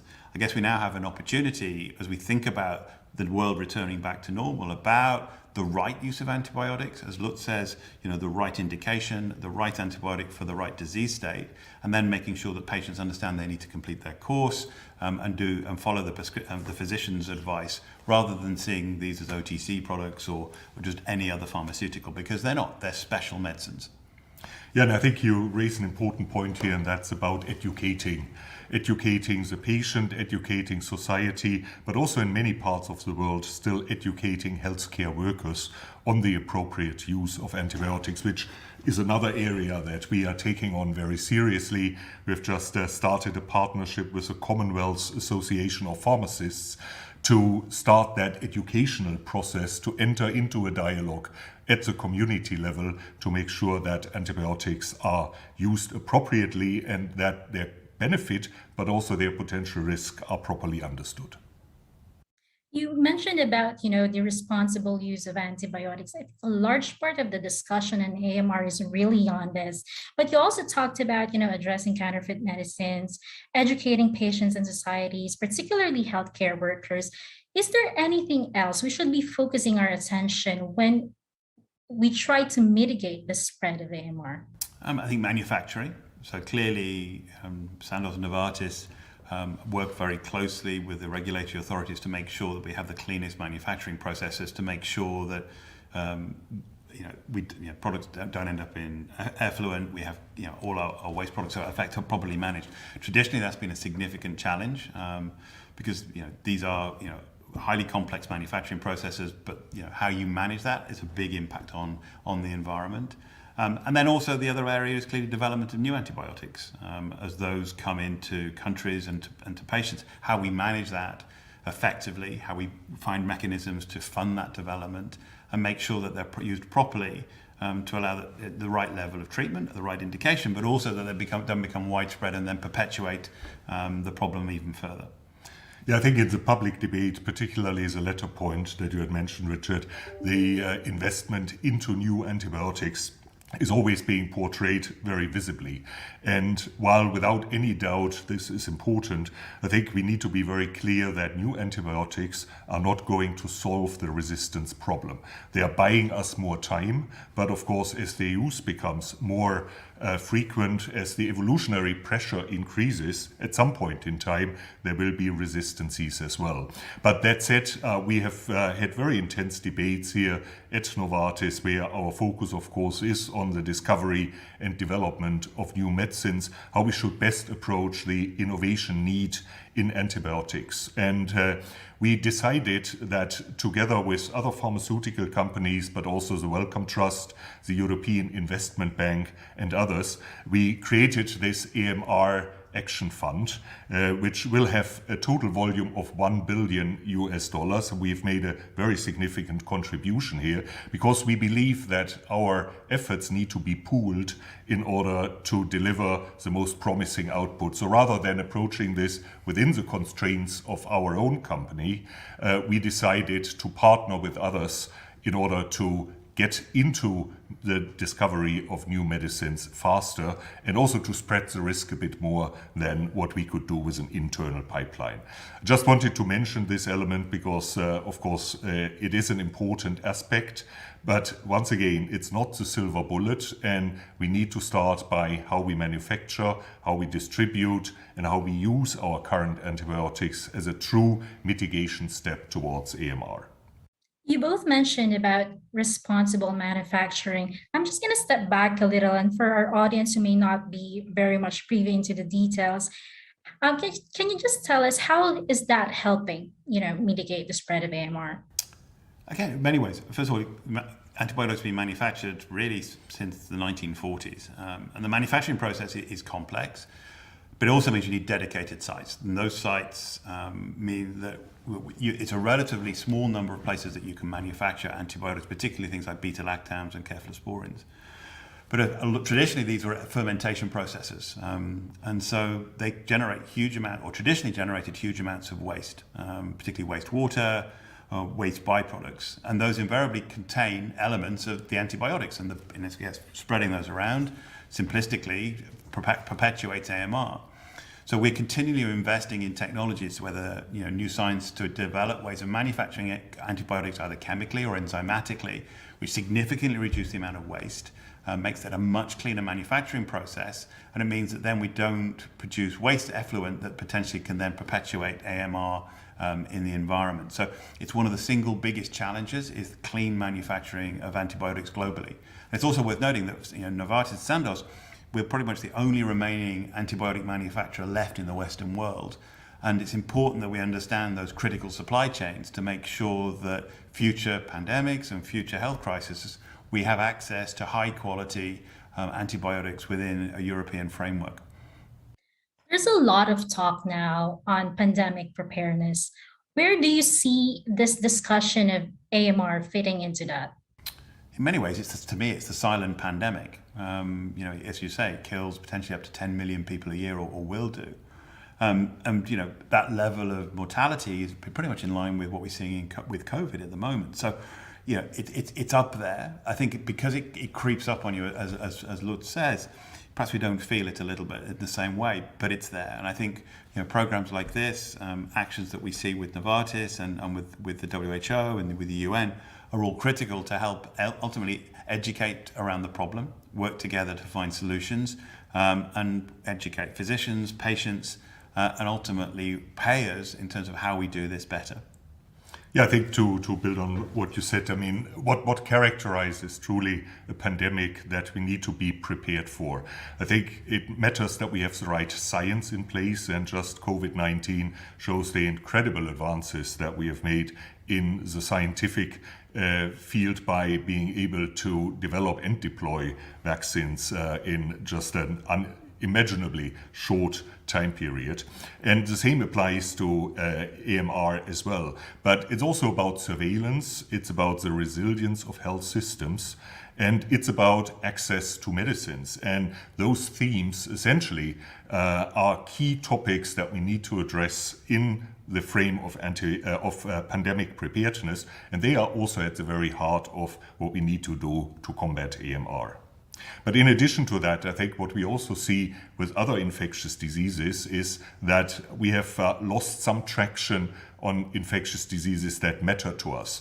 If you take drug-resistant tuberculosis, for instance, there was a report just recently from the Global Fund that showed that there is much fewer patients being treated according to guidelines for tuberculosis, which essentially would also then have the risk of driving further resistance, or parasitic diseases. As you had mentioned earlier, this is not just about antibiotics, but about antimicrobials at large. And I'm sure many of our listeners know our engagement that we have in malaria, where we have a very promising pipeline of new candidates, because we also see resistance occurring in antimalarials, and we need to be one step ahead sort of the parasite and the parasite escaping current treatments. And this applies to many other infectious diseases as well. So I would say for pandemic preparedness, the fundamental principles are the same, and those do apply to microbial resistance as well. Given the chance to address the world leaders at this week's UNGA, what will be your call to action to them? For me, I think look at the framework in terms of manufacturing principles and processes. Look at education, how we help educate governments, payers, patients and physicians. And ultimately then how we think about access, how we can work with healthcare systems to make sure patients get the right product for the right indication and are supported through that. I think even on broader terms, I would say we need to look at health as an investment and not as a cost factor. And wherever we can build resilience into the health systems, it's going to help against pandemics as well, because we've seen this across the world, depending on the maturity of a health system, it was better or less prepared to deal with the fallout of a pandemic. So I think we need to invest now, which again also for COVID-19, I mean the mRNA technology benefited from continuous investments for different indications over 10 plus years, and then the technology was ready to be deployed in the midst of the pandemic. But all of these investments cannot wait until we have the crisis. They need to happen well in advance to build up all of these capabilities and infrastructure to effectively then deal with pandemics.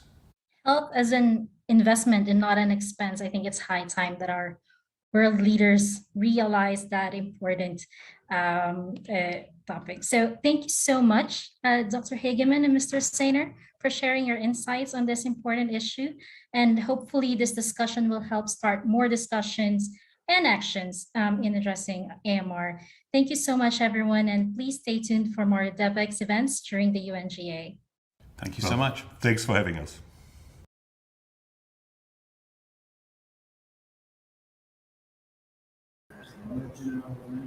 How do I unmute it? It's on. Good morning. Thanks so much for joining us. I am thrilled to be here today with Ertharin Cousin, who is former ambassador to the Rome-based agencies for the U.S., as well as former head of WFP. Ertharin, thank you so much for joining us. Oh, I'm delighted to be here. It is such a pleasure to be here with you in person in New York. And we're both fully vaccinated and have negative COVID tests in the last 24 hours, so we're not wearing masks, but we're safe. All the precautions. Yes. All the precautions. Well, thank you so much for being here.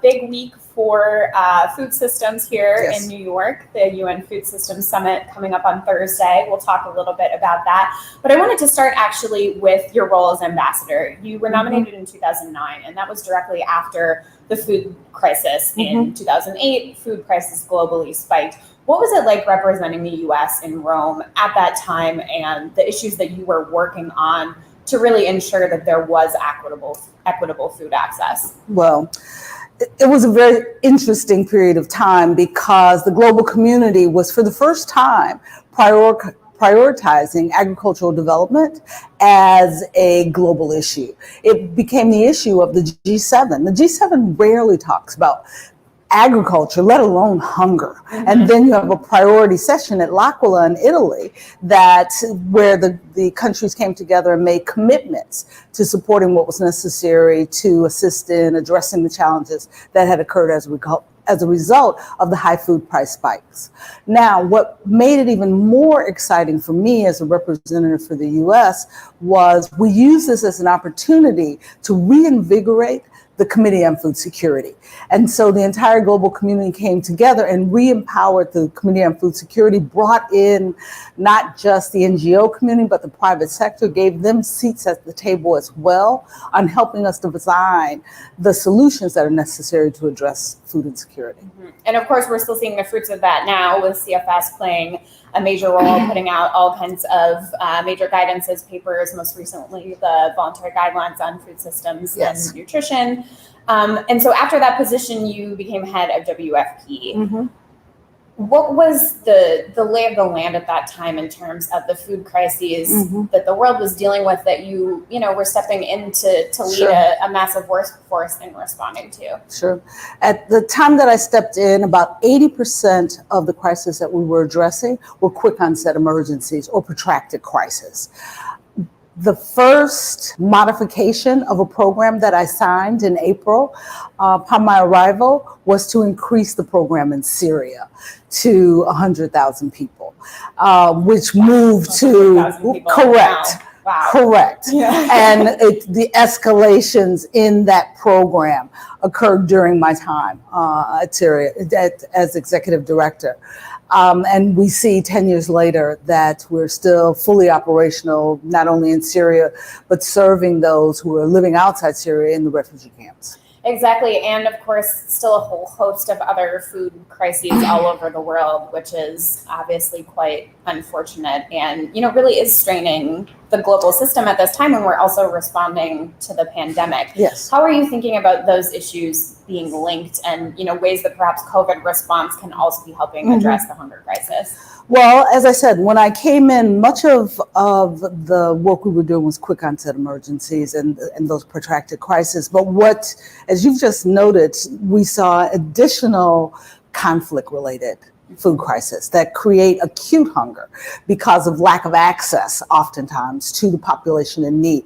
Yemen, South Sudan, Somalia, the other parts of the Sahel, where you have famine-like conditions that are the result not just of access to food, but the inability of the population to feed themselves, the shuttering of markets. And then you layer that with COVID. And so think about you in Yemen, where 5 million people are on the verge of starvation or famine at any particular time because of those dual issues of access and resources. And then you layer COVID on top of that. How do you provide the vaccines that are necessary? The healthcare system is in shambles, let alone the distribution and storage systems that are required for this very particular vaccine. And so you have numbers of COVID patients that are escalating without a healthcare system, without access to food. So you're compounding tragedy in so many places around the world as a result of COVID. And of course, we also see a link, we all know that people are more susceptible to COVID if they have comorbidities. And one of those comorbidities can be malnutrition. If people are not properly nourished, their bodies do not have the strength to withstand COVID. So, we already had a malnutrition crisis, unfortunately, before COVID, and now it's increasing. And unfortunately, the predictions about world hunger numbers did grow. They did grow. Not only did the predictions grow, the number of people who are actually hungry increased by about 100 million, directly related to COVID and lack of access to food. The logistics system, very quickly.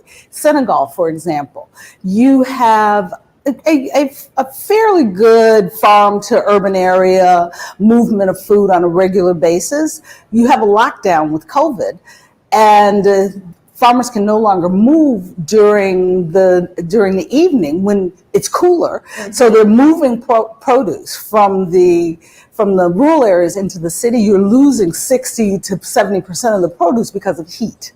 So prices escalate. Mm-hmm.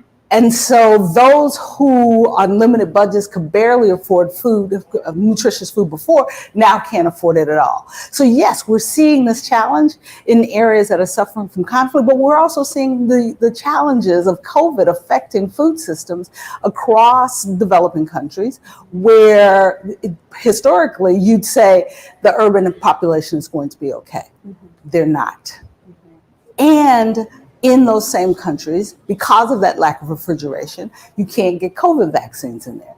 You don't have the systems in place to support the storage and the distribution. So they're not being vaccinated.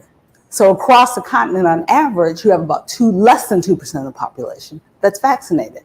As a result, increasing escalation of COVID cases, comorbidity directly related to lack of access to nutritious food, and the problems continue to grow. Mm-hmm. And I think COVID too has really demonstrated this issue of food systems. We have the Food Systems Summit coming on Thursday. And, previously some people might have said, what is the food system? I don't even know what that is. Am I a part of it? What do I have to do with that? Mm-hmm. And COVID has shown us, like you were talking about the supply chain issues, or, a farmer that can no longer get their produce to the market when they need to, and prices are going to go up. And I mean, even here in the United States, last year there were people going to the store and you can't buy any pasta. It's just not on the shelf. And so I think it really has brought together this consciousness around the summit. And, it was announced before COVID. It wasn't convened because of COVID. But I think people now have an understanding perhaps of why we need it. Exactly. And I love the way you talk about it. There was a problem over there. Now we also saw the problem here in the United States. Yes, and unfortunately it takes that sometimes. It is not them, it's us. Yes. That require a transformation of the food system. And when I began this work many, many years ago, we focused on increasing the quality and quantity of agricultural yields. We didn't think about the logistics that were necessary. We didn't think about the waste in the system, the consumer demand and consumer need for more balanced, diverse diets. Now, we recognize that what is required is not just growing more food, growing the right food, and then having a system in place that supports the equitable, affordable access to that food by all parties. You got to get the food to the people who need to eat it. Got to get the food to the people who need it. Well, let's talk a little bit about solutions, and tell me about some of the things you have been working on to push this forward and ensure that this is not a problem we continue to live with. Well, thank you for that question. Very seriously. One of the lessons I've learned over my very long career is that without the financing that is necessary, all the best plans will not be implemented. The best businesses, we will not scale. Programs alone will not solve these solutions. We need market-based programs that allow for a food system that provides the access to affordable, nutritious food for our people, that supports our environmental needs and provides for economic opportunity for all of the actors, from the farmer to the investor to the retailer. So what I've been working on over the last 2 years is how can we scale up new catalyst funding that will support the scaling of businesses along the food system that will help us achieve that goal.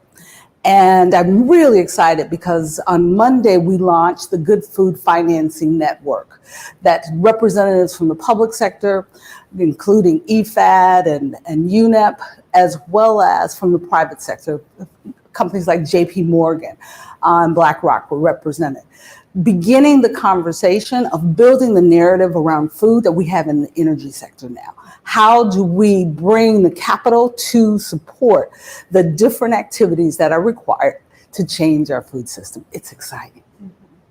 And let's talk a little bit about, in just the moments we have left, the link also to climate change, which is a huge topic this year. And like you were saying, there has been sort of this momentum in the energy sector that things need to be transforming, but we haven't seen that in the food system. So how are you trying to make that connection? We need a better narrative, number one, to talk about what is our heuristic in the food system that's like the electric vehicle or the solar panel, that investing in those activities will ensure that we can develop a food system that will meet the goals that we've been talking about as far as the environment is concerned.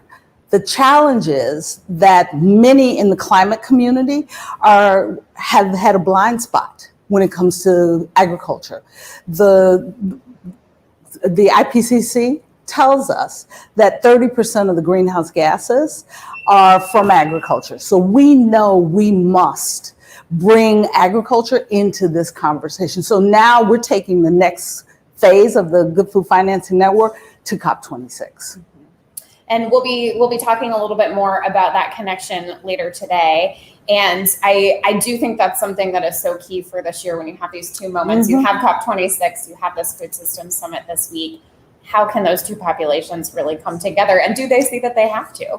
The science tells us that they must.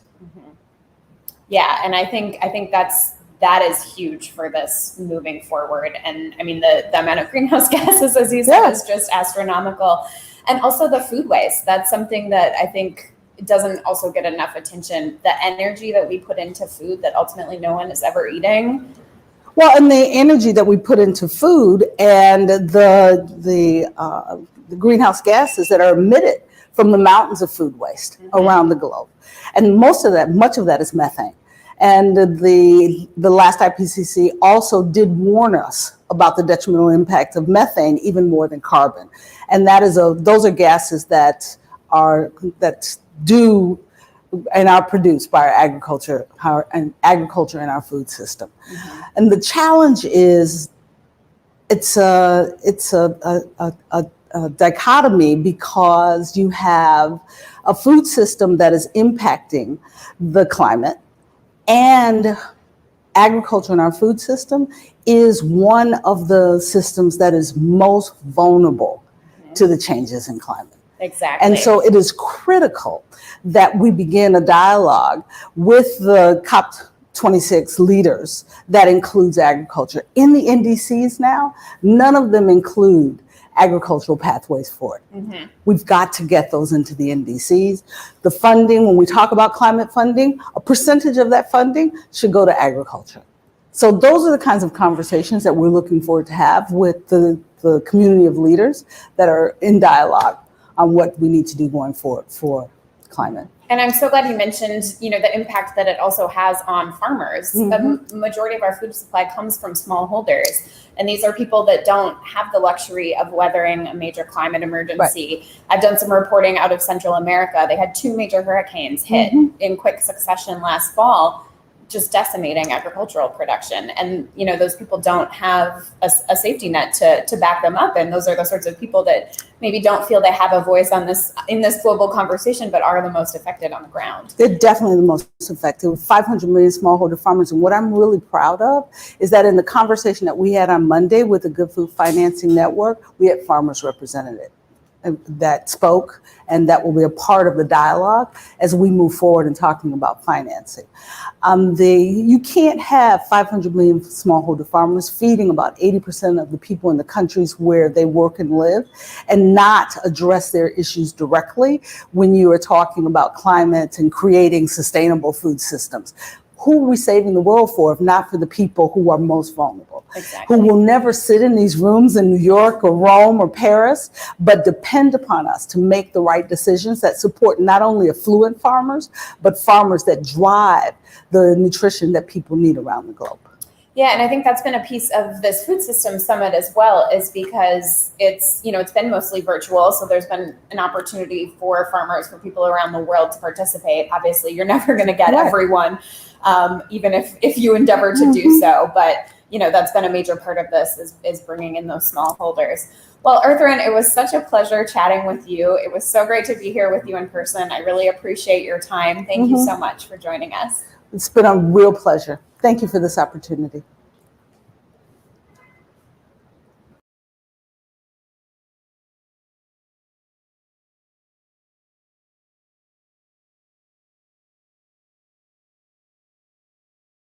Hello, everyone, and welcome back to our coverage of the UN General Assembly. I'm Raj Kumar, the President and Editor-in-Chief of Devex. And the UN General Assembly keeps every year becoming a more prominent place for key policy discussions on all kinds of global development topics. One group is often left out of that debate, and we're here to talk about that group today, and that's smallholder farmers. And we have probably the ideal person to speak with on this topic, and that is the President of the International Fund for Agricultural Development, or IFAD, Gilbert Hungbo. It is wonderful to see you, Gilbert. We get this chance to do this often in person all over the world. That's so many key events that you attend. It's wonderful to see you even virtually to have this conversation. And I wanted to just begin by asking you to kind of put on the table, what are you expecting out of the General Assembly this year, particularly when it comes to smallholder farmers? There's a big food system summit coming up. What are you looking out for? What should we all be aware of? First of all, thank you for having me on your show again. Clearly, for the food system summit, my expectation is for all of us to be able to keep the political momentum that has been built up over the last 2 years or so, which is one.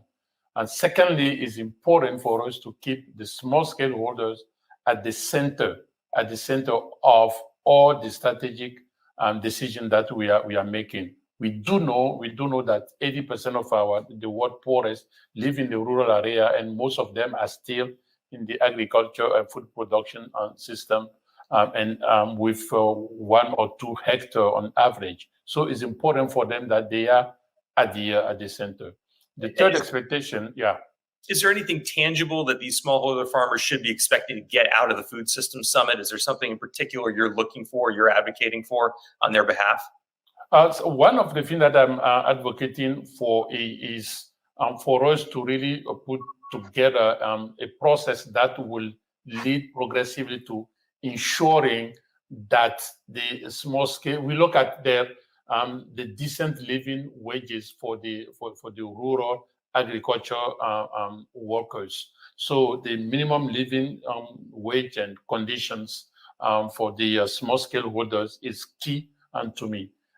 Secondly, quite frankly, at the end of the day, it's going to be a matter of how do we ensure that we can bring the financing, particularly to finance the innovation and the technology that will help the small scale holders increasing their productivity and therefore their contribution to the whole value chain. Yeah, and it's interesting that this is a food system summit. It's not an agriculture summit. It's not a nutrition summit. This idea of food systems is somewhat recent. This way of thinking of this as kind of a cross-cutting, singular system. How do you see that evolution of food systems? And my understanding is that is a big part of your soon-to-be-released rural development report. I mean, what's the challenge we have? This is not just an issue of the production, or if you look at that, just the transformation or just the distribution. It's the whole chain, quite frankly, and also the value creation. And more than often, what we notice is that the small-scale producers, today we know they produce 30-35% of our food that we consume on 11% of the Arab lands. However, they are much more, the precarious community, they are much more at risk and vulnerable to different weather conditions. So what we are saying is that it's quite critical that we look at the whole chain, not just on a silo approach, from the land management to the water management to the production to the access of agricultural inputs, then the transformation, the storage, to access to the different market and so forth. And that's why, and without forgetting, of course, the nutrition dimension. And what we also are seeing our small-scale holders, because of their vulnerability to the extreme weather condition, the climate adaptation side is also a huge dimension. So from the economic dimension, from the food security dimension, from the nutrition dimension, as well as the global protection of the environment. So all of that has to be in the same package. That's why we talk about the global food system approach. The last point I want to make, that we know that the private sector has an important role to play in the transformation of the food system and in ensuring that we are much more responsible in contributing to the fight against obesity or overweight, or those challenges that we have. So you really have to look at the global package. Maybe we could talk a bit more about the private sector here, because it is fascinating that we're in this moment of great innovation, a lot of it private sector driven in the food space. You have alternative proteins, there's urban farming, there's new forms of renewable energy powering greenhouses. There's so much innovation happening in the food space, and yet there are millions of farmers who are still using really antiquated hand tools to prepare their fields for planting. Do you think the private sector is going to sort of naturally get to the point where they see the opportunity of smallholder farmers and invest more in their technology and capabilities? Or what can you and groups like IFAD do to facilitate that transition of technology to the people who need it? First of all, I must say that, and I'm very hopeful on that, the private sector, they have already identified that, let's call it business opportunity that you are talking about. And more are ready to invest. Yet the challenge is that agriculture sector remain not necessarily the most attractive when it comes to foreign direct investment or alike. That's where institutions like our own IFAD will come to play.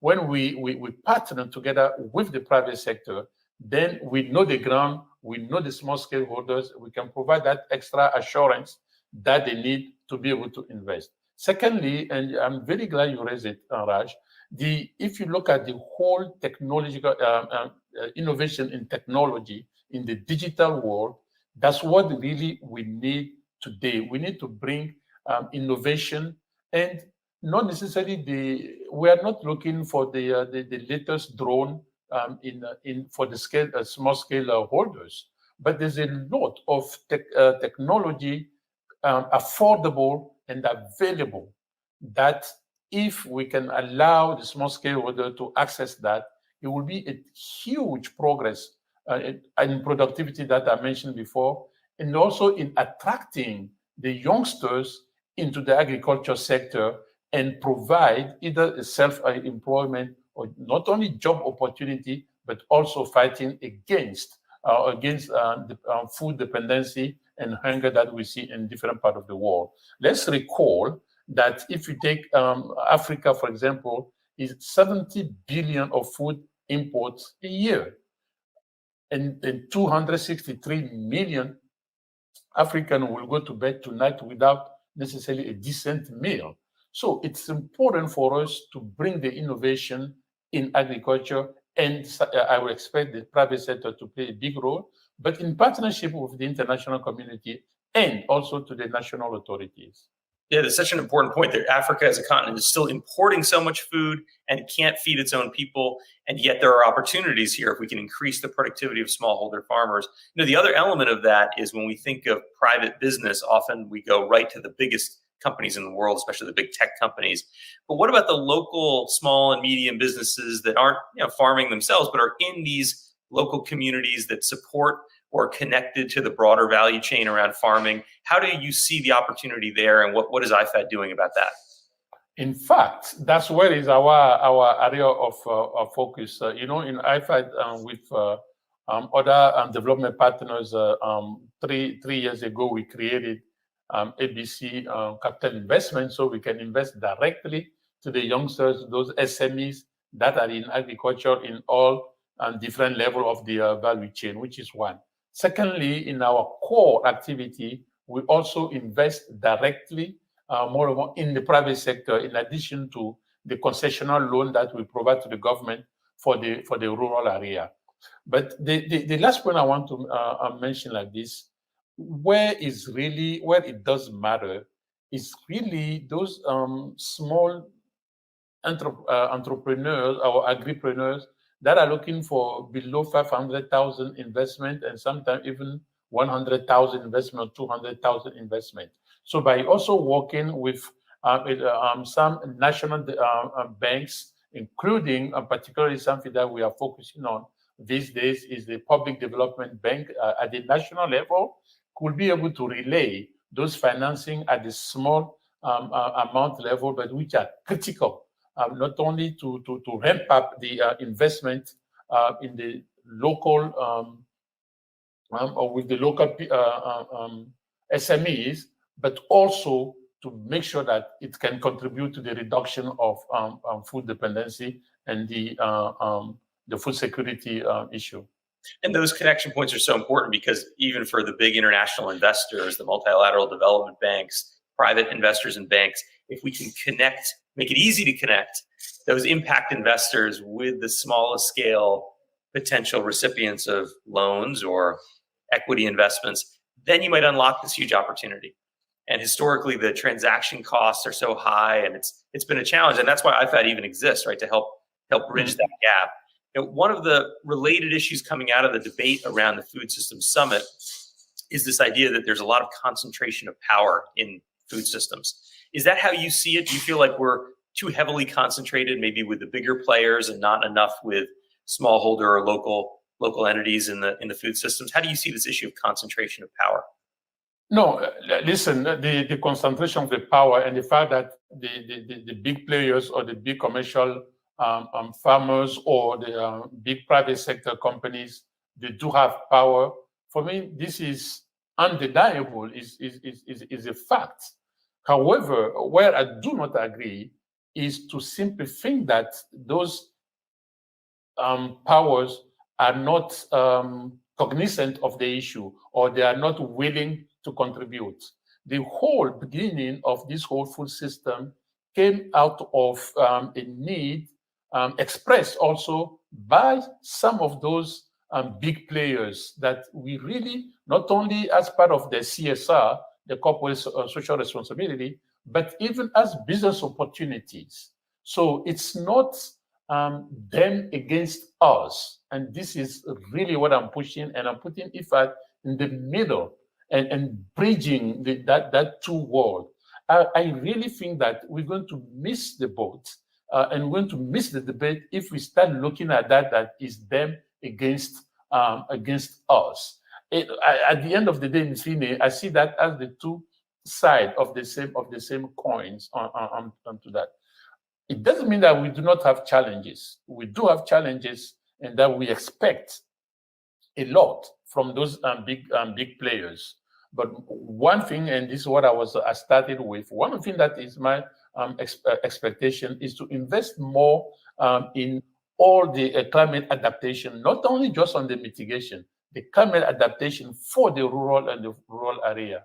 Secondly, it's more important to look at that the practice of ag by the small scale holders is not just a matter of producing food for consumption. It's a matter of their dignity. It's a matter of giving them the voice in this debate we're having. Otherwise, we miss the boat. And this is why IFAD is trying to do what we have done, more than 40 dialogues in different organizations we have organized. We have supported 100 of other government-related dialogue to ensure that we bring out that voice in this process. The commercial farmers also, we expect them, not in addition to the technology point we just discussed, where they can contribute a lot, is to also, it's very complex, and I recognize it's going to be very complex, But just think about that coffee or cocoa producer in Colombia or in Ghana on that. We got to make sure that at the end of the day, they also have that minimum for a decent life for themselves and their family. And that issue of that minimum, especially connected to your point about climate adaptability, that's a pretty critical and urgent one, right? Because many of these small scale farmers are right on the edge. And as the climate is changing radically fast, it doesn't take much before their farms become completely unproductive and they don't have sufficient water supplies or whatever the issue. So this is really an urgent one. And this food system summit, as a result, is so critical. I guess in just the moments we have left, Gilbert, maybe you can tell us what you want to come out of this food system summit. All eyes are trained on it at Devex. We're covering it very closely. We have a whole new newsletter around it, Devex Dish, focused on food systems. What are you looking for? What are you calling for to come out of the food system summit specifically? Listen, clearly, the expectations are high on that, but we're not going to solve the problem overnight. Let's also be frank with ourselves. So to me, the very first thing is to make sure that we have a follow-up mechanism with a clear accountability system in that we will report back on the progress we are making. And the progress at different levels, which are the 5 or 7 coalition that we are talking about, from the nutrition and the hunger dimension to the school feeding, or to the blue food, or to this decent income for the small scale producers, to make sure that we have a game plan for each of them, and that every year through the HLPF, the high level political forum that's happening in New York or in the UN every July, we have a mechanism to report back to the stakeholders that we are making progress. And that progress has to be anchored at the national level, where we also work with, don't forget, we cannot make it ourselves. We need to bring in not only the small scale producers themselves, but we need to bring in also the groups that are very vulnerable. I'm thinking particularly to the women and the girls, which we know that 55% of the workforce in the rural area are women on that. So we need to make sure we bring that dimension. The youth, we need to make sure we bring them, that the indigenous people, we need to make sure that we bring them as we go forward. So I am very convinced that this is not just a summit by saying that we make a summit and the day after September 23rd, everything's back to normal.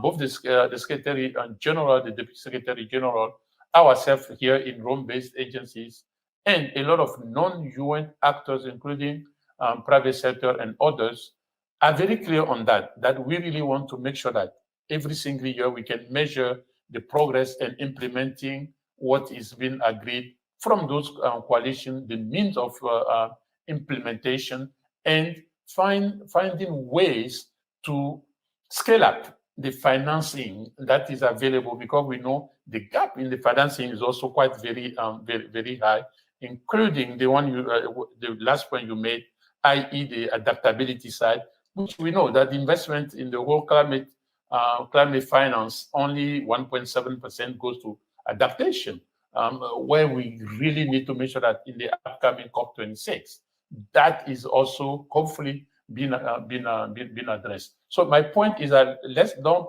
say that, oh, it's just another UN conference, another UN summit. The issues are complex, but we have very clear coalitions that we want to move forward on them. And we are working on a mechanism to follow up and to report back and being accountable on those results. Well, I know, Gilbert, you're one of the architects of that game plan. So it's been really insightful to get a chance to hear directly from you on what you're hoping for and working toward at the Food Systems Summit, at the UN General Assembly. Thank you for the work you're doing. Thank you for taking the time to be with us today. Gilbert UNGA, the president of IFAD. Thank you so much for having me.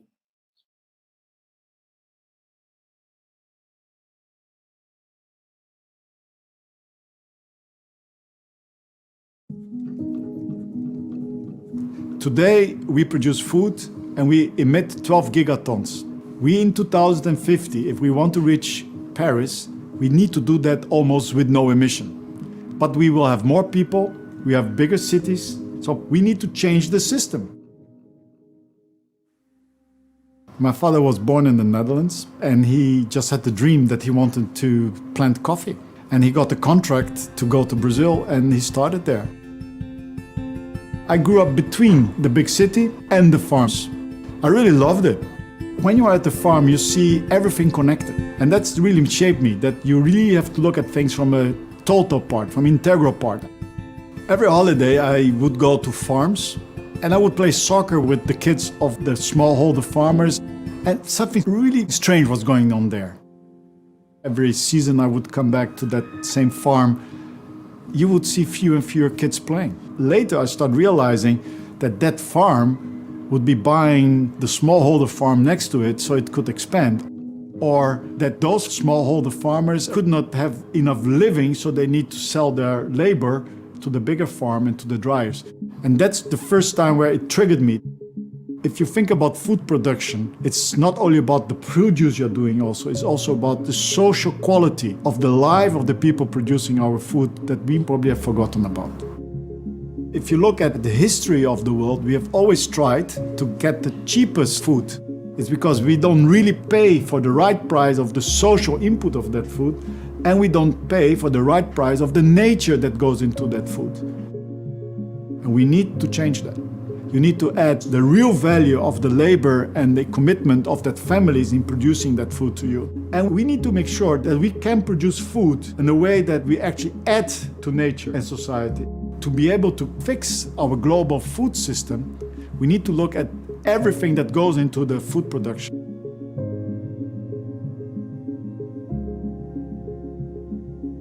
What happens today is that big value chains, starting somewhere in the rural areas of Brazil, arriving somewhere in Asia, going to a factory, and then getting to the supermarket, there's no cost to it. Nobody pays for that nature. That's why this whole big value chain is possible. You might be thinking you're doing the right thing of taking soy milk, but it might be that there's much more cost of nature in that product than if you would do normal milk. We just don't know. If we want to go to zero emission of the food production, we need to start to think differently. The big companies, governments, should be the catalyzers for the change in thinking. We don't have a path how to get the true pricing in the system so that we can get there. Today, if you are a farmer and you do the right things on carbon, what is the framework, what is the standardization of that ton of carbon that I took out of the air? We emit every year 50 gigatons as society, and somebody needs to take it out, otherwise we will not be able to live in this planet anymore. So if I take 100 tons out of the air and I put it into my ground, how are we going to measure that? How are we going to standardize it? Who is going to buy it? Food can get neutral. I hope really that FSS will get the partnerships, the pathway, so that in 2050 we can get there. What really gives me hope is that I see more and more young people starting to understand. There is a shift, change in the mindset, and for me that's extremely important. I think there will be a very big advancement to measure how we use nature. What I'm really proud of as a banker is that we have the foundation where we try to reach out to farmers so that they can get organized and cooperative. We have the Rabo Carbon Bank. We have Rabo Development, where we've been investing in banks so that they can get structured in very difficult countries so that they can do the financing. Yes, we are doing things, but what I see is that what we are doing is just not enough. It's just not enough. We need a bigger movement to make it big. Today we emit 12 gigatons. We need to almost double food production, and it has to go to 0 gigatons. One player alone cannot do it, but I commit every day to go out there and tell the story, to try to influence everybody out there so that we will get there.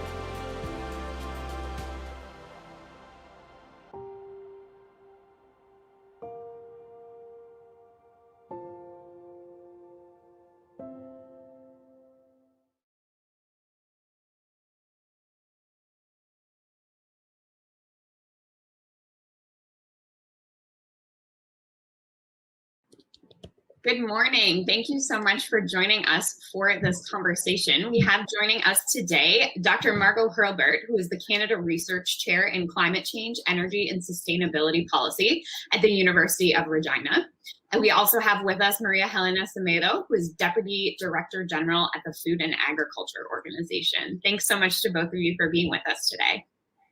Thank you and good morning. Thank you. It's a pleasure to be here. And our conversation today is one I'm really excited about because this is so topical, the intersection of these two things we're going to talk about today, food systems and climate change. It's really the year for both of these things, at least when it comes to these international moments that we're focusing on. We have this week, finally, the Food Systems Summit happening Thursday.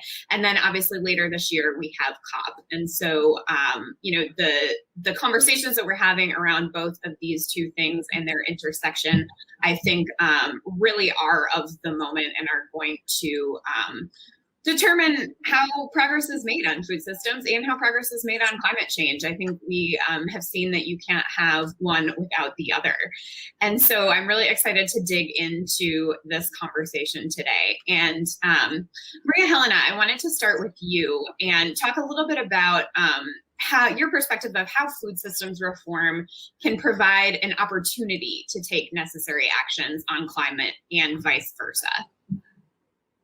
Okay, again, thank you for inviting me to join this conversation.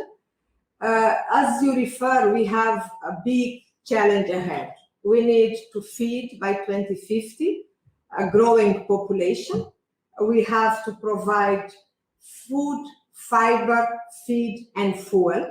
But at the same time, we need to go to a decarbonization of our economy. This meaning that when we think about how to feed the population, we need to produce more food. And the food is not only the production, it's the transformation, it's the consumption. And how we can make this sustainable, that we protect our environment. And if you look at the figures, the agri-food systems, they contribute to around more than 30% of the greenhouse emission. And the challenge ahead is how to feed the population, how to produce and to consume in a sustainable way that we reduce the effects to climate change.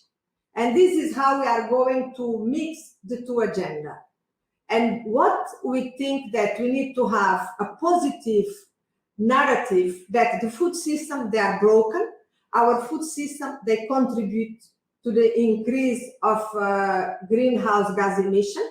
We need to go to a zero low carbon emission by 2050. What are the solutions? And I think we need to be solutions oriented. How we can produce more sustainable, how we can be in consumption that we consume healthy food, but the food are not increasing the emission, and how we can reduce food losses and waste, particularly food waste. Because if you see, the food we are wasting is the resources we are wasting. We waste the land, we waste the water, we contribute to greenhouse gas emission, and we are not consuming that food. And this is how we really see the linkage with the two agenda as you asked. And I think, as you mentioned, the Food System Summit and the COP26, which are not yet linked, they need to be connected, they need to be seen in synergy, how one can feed the other and vice versa.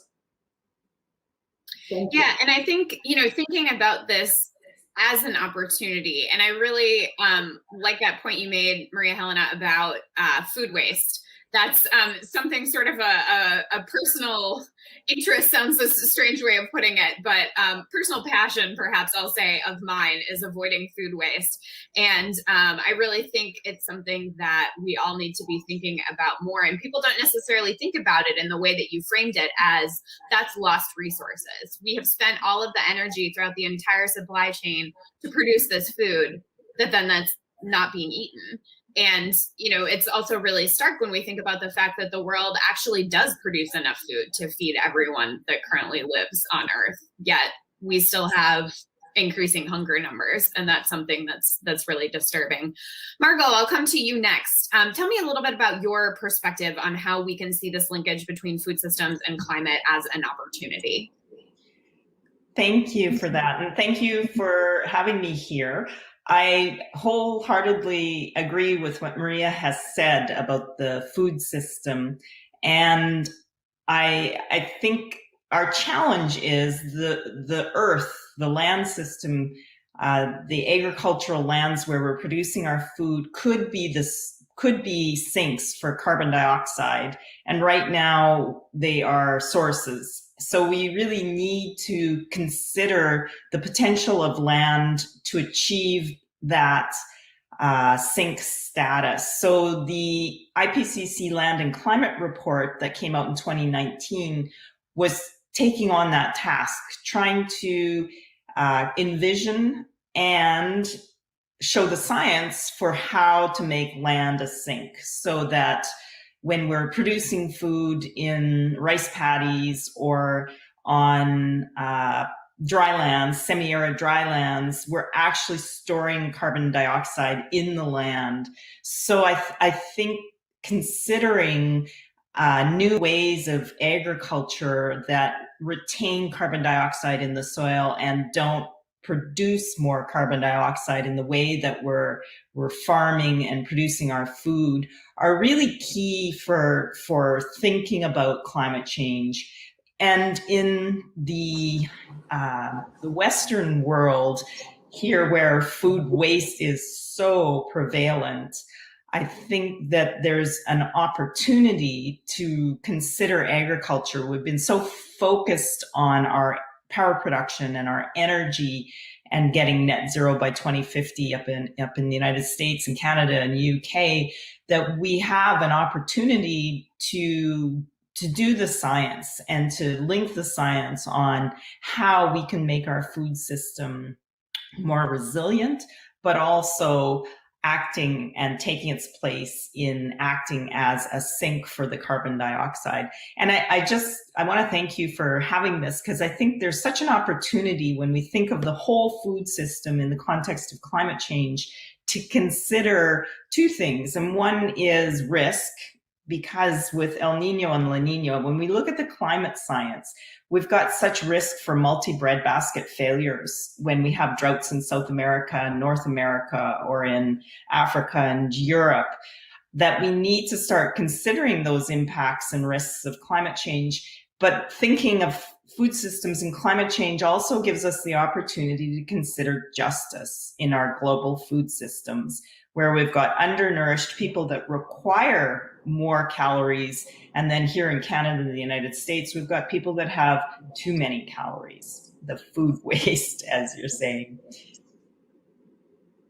Yeah, thanks so much, Margot. The point that you just made about the energy industry isn't one that I've really thought about before, but you're so right that we've been talking, for decades now about how we need to be reducing, reliance on coal and oil and all of that, and really moving the way that we get energy and power to a more sustainable way. But the agriculture conversation hasn't been front and center in that way, even though it is such a tremendous producer of greenhouse gases. It is such a drain on the Earth's resources, water, land, air, all of that, of course.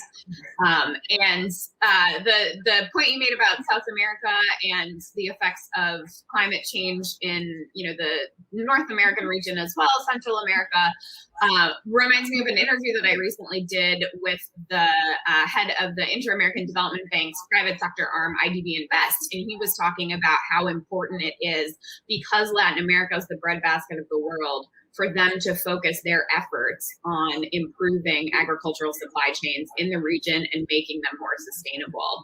And he was really saying that if Latin America can do it, the rest of the world can look to Latin America as an example, and then Latin America also can use that. It's market power essentially in all of the food that it already produces for the world, and helping shift this. So those are really great points. Maria Helena, I would love for you to tell us a little bit more about what FAO specifically is doing on this issue. And as you approach your work, how do you keep this link between climate and food systems front and center when you are doing your work? Yes, what we are doing in FAO, as I refer and as Margot also said, we are in a moment that we see that one of the drivers of hunger and food insecurity is climate change, among others. And the climate change is bringing some climate events. They become more frequent and they become more intense. Then what we need to be resilient. What we need is to have resilient, sustainable, and inclusive agri-food system, because we have a problem of inclusiveness. If you see, we have around the world now in 2021, around 800 million people food insecure, and this has been exacerbated by COVID-19. What we try to do is to see how we can protect our supply chain, how we can have food systems that are more inclusive and more sustainable. And this brings me back to what I refer, not only on the land solution, as Dr. Margot said, how we can have solutions that can be sustainable, that can be green, can be resilient, and can also be a carbon sink. But linked to the production, we need to look at the transformation and the consumption. How are our consumption patterns? How we can have a consumption where we have healthy diets, but they are also low carbon diets, because this is also important when we look at it. And this is what FAO does. We look at it in a systemic way. We don't look in silos. That's why the Sustainable Development Agenda and the climate agenda, they are very much linked in our work, and FAO has been one of the leaders in the Food System Summit, exactly to have this agro-food system approach, not in the production, but throughout the value chain. And we looked particularly at the smallholder farmers, because they are the most affected. They are the ones maybe not as protected as where we think at the big producers, and how we can help them to adapt to climate change. And here innovation is important. How we can bring innovative approach, and COVID-19 show us that we need to be innovative, that we have green and sustainable solutions. And this is how we are approaching, how we are coming with nutrition solutions. I think nutrition has been very high in FAO agenda. And the nutrition is not to say, don't eat this, but what is the content of having a healthy life, a healthy diet. And if you look at the FAO new strategic framework, we have 4 main blocks: better production, better nutrition, better environment, and better life. With better life is not only linked to the livelihoods, is to live in the green cities, is to live in a green, in a sustainable environment, that we can also have a healthy and sustainable life. And this is what FAO is really doing. But we have also to think, where we talk about the 2 agenda, that they have synergies, but you have trade-offs. And sometimes you need to make choice. It's not that everything goes very nicely, no? But we need to make choice. And those are the trade-offs, and what FAO support the countries to make the big choice. And the high choice, not the big, but the high choice, I should say. And I think that is the difficult point, right? Where it's not like we don't know what we need to do. Everyone knows what we need to do. The science exists, the technology exists, the innovation is happening, but we're still not doing it. And that applies to, the food systems piece, but also obviously the climate challenge as a whole. And, that is one of these big challenges. And Margot, I did want to ask you a little bit more about challenges. What is the challenge of linking this food systems piece to climate in this way, when climate has really become, particularly here in the US, a political topic, and it's become very contentious. And we have been talking about the need for change for decades, and nothing is happening. Is that actually dangerous to be linking, food systems transformation to, a climate movement that sort of has stalled over the decades?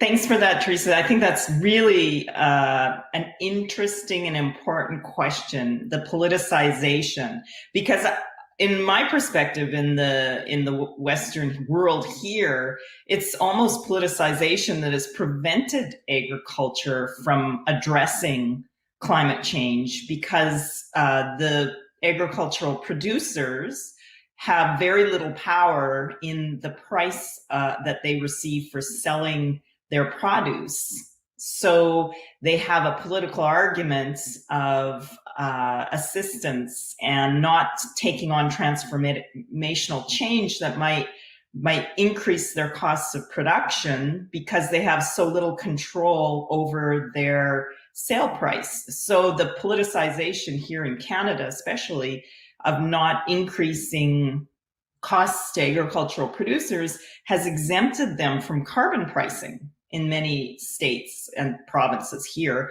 So the politicization, I think the social scientists have to get engaged here and think about how these issues get addressed, and politics is sadly going to enter into it, and maybe is part of the reason we're here where we are today, is because of that. So I think not avoiding it, but addressing it head on is necessary. And we've taken on the energy systems with Fridays for the Future, demanding more renewable energy, wind and solar, that we need something similar to nudge decision making on my table and in my landscape, so that I, here in the urban areas, am living in a sustainable, transformative way where I'm not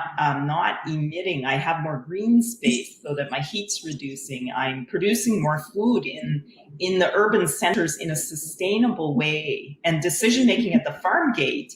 So right now it's all about economics for our agricultural producers, as opposed to even considering the impact on CO2s and greenhouse gases. So that whole supply chain consideration of the food system and policy and international trade, and what it could look like if we're going to have a fair, just, and climate resilient transformational food system into the future. So I'm really concerned right now. The prices of fertilizer and ammonia are increasing due to record high gas prices. And I'm concerned, how is this going to ricochet through our food systems and ultimately impact vulnerable people around the world who can't live through another price escalation in food. So, real problems that are happening right now in the food system, that summits like these that you've mentioned, the Food Summit and COP, they're just so well situate to start addressing some of these issues.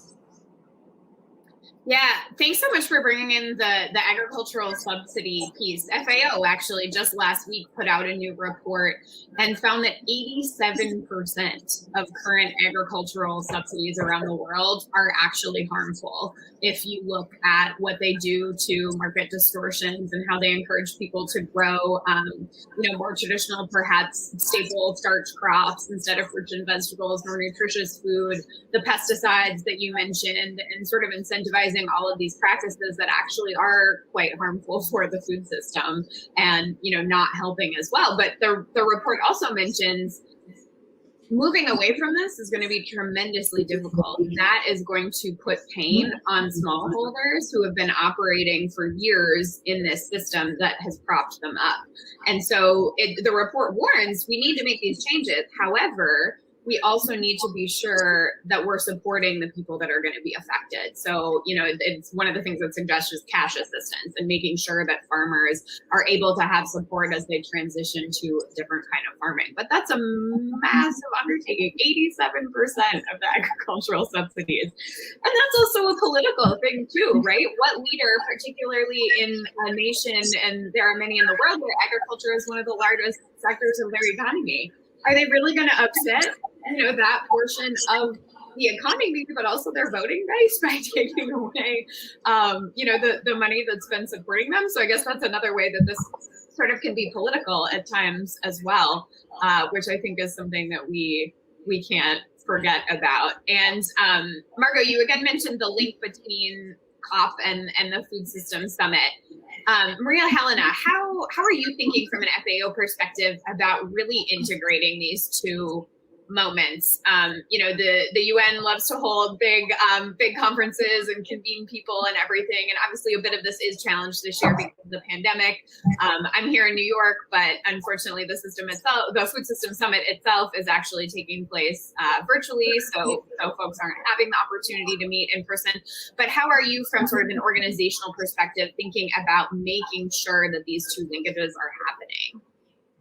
Okay, thank you for this question. But before, let me just build on what you said and what Margot said. Indeed, for us to transform our food systems, we really need the appropriate policies and incentives. And I think, as you refer, the kind of, we are promoting some subsidies, they are not contributing to the sustainable production or to keeping our environment sustainable. And this is how the incentives and appropriate policies are important in this, what we are discussing now. Also, the partnerships. We cannot do it alone. The governments cannot do it alone. We need the private sector because they are the ones dealing with the fertilizers, with some of the elements. Maybe we need to discuss and to see how they can be more sustainable. And again, how we need to bring investments. And here, how the investments have to be smart and they can scale up. And those are the important elements that we think we need to bring to these two big events. But let me refer to a third one that we didn't talk much, is the COP15 of biodiversity. Because we are destroying our biodiversity. We are putting so much pressure in 5 or 6 food, and we are depleting them where we have other food, other production that they can be contributing to a healthy diet. And this is also important now that we go to COP15, that we link these 3 agenda. And this is what FAO is doing. Because sometimes when we look at the production of the agriculture, we forget the biodiversity. And the ones dealing with environment, they are not well seen or working in complementarity with the agriculture. How we can really have a cross-sectoral approach. And this is what FAO is taking, linking the Food Systems Summit and the COP15 and the COP26. How we can have these 3 agenda linked together, how we can have a sustainable production, how we can have a sustainable consumption that doesn't harm the environment, that we can have healthy diets, and we can contribute to decarbonize our economy and reach the 1.5 degrees centigrade. And this is what FAO really brings to the table, the connection, and not having the silos approach when we work at the country level, how we can put all the ministers together. Because another issue we are talking now with the COVID-19 is One Health. And One Health is also linked to our environment, is also linked to our production. And this is how FAO puts together ministers of agriculture, ministers of environment, ministers of health, ministers of finance, in a way that we can really have an integrated approach. And this is what, if I say the 3 agenda, the Sustainable Development Agenda, the Financial Agenda, and the Climate Agenda, they are all together as one. Thanks for bringing in the One Health perspective there as well, and I think that does remind us, as if any of us need reminding of the influence COVID-19, of course, has had on all of this, and really what a stark example that is of the stress that we are putting on the planet and its resources. And obviously, a lot still unknown about exactly how that virus came to be, but it shows us that we are all very interconnected and we are using too many resources on the planet right now and putting too much stress. And the One Health approach really tries to focus on this integrated solution to ensuring, health for people and for planet all at the same time. And the COP process, I think, is also could be an opportunity for real movement forward on this food systems piece. Actually, another new report, it is report season. I feel like everyone's been putting out their reports in the last week or two. But from CGIAR that just came out yesterday, makes a point that the revision of the nationally determined contributions, the NDCs that are made at COP, it calls it a unique opportunity to set targets and initiatives that also reduce the impact of unsustainable food systems on global climate, while at the same time helping agricultural and food sectors become more resilient to the impacts of climate change. Margot, what kind of opportunity do you see there? And are there any sort of really concrete things that can be happening at COP when, whether it's NDCs or any other commitments or sort of conversations that are happening at that event that can help move this food systems transformation forward?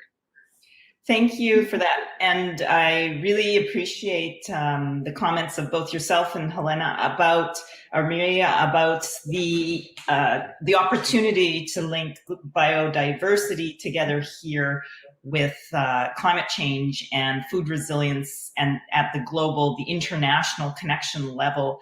And I think the opportunity at COP that is near and dear to my heart in justice work is the idea of scaling up finance for achieving justice in vulnerable areas and in vulnerable peoples, such as women who, for the most part, are very vulnerable and often are working in the rural areas and are farming in these areas and working in that way. So some of the scaling up that Maria was talking about of climate finance for achieving US $100 billion, if we could actually do that, like, this is our opportunity to do real climate risk reduction.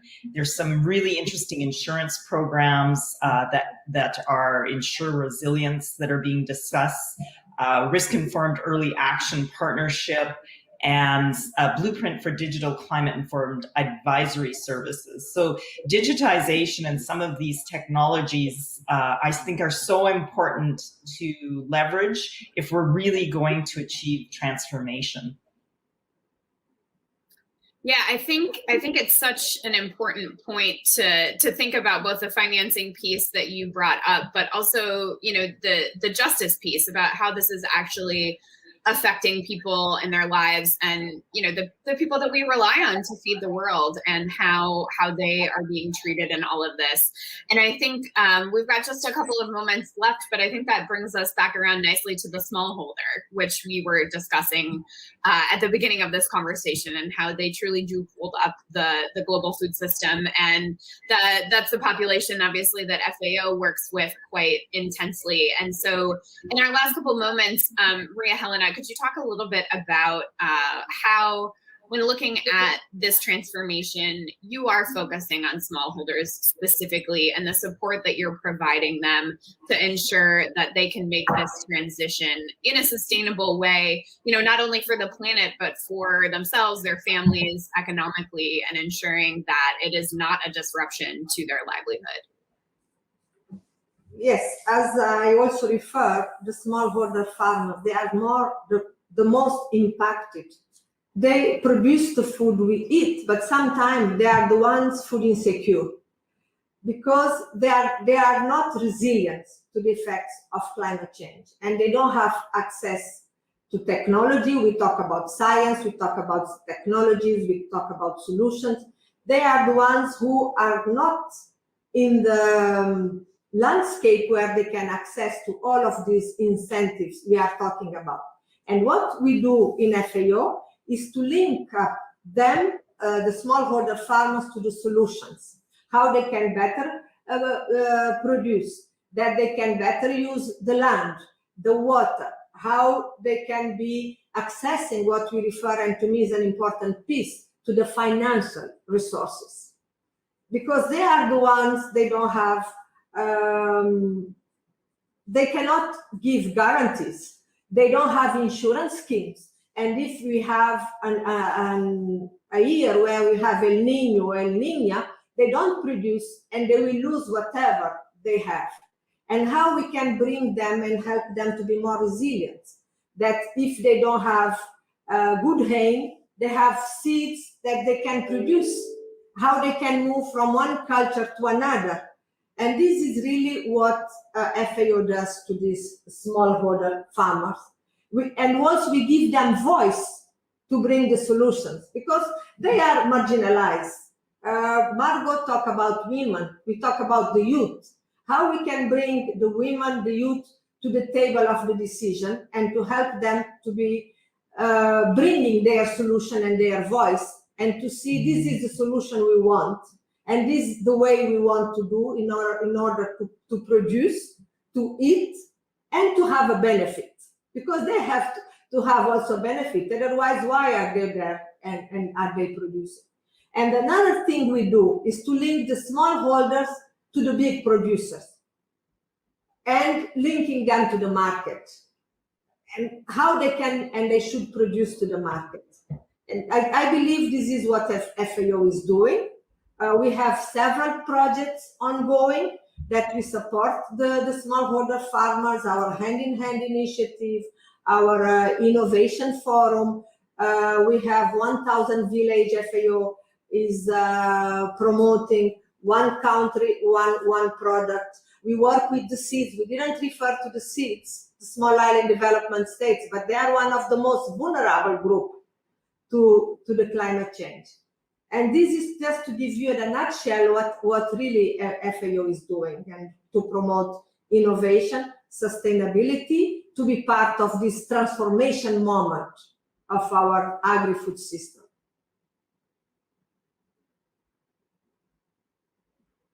Thanks so much, Maria Helena, for that. And this conversation obviously is going to be one that remains ongoing. It's something we at Devex will be continuing to focus on very heavily. So I look forward to speaking with you both again. Thanks so much for being here today. I really enjoyed this. Thank you, Margot. Thank you, Teresa. Thank you, Maria Helena. It was a pleasure to be part of this platform.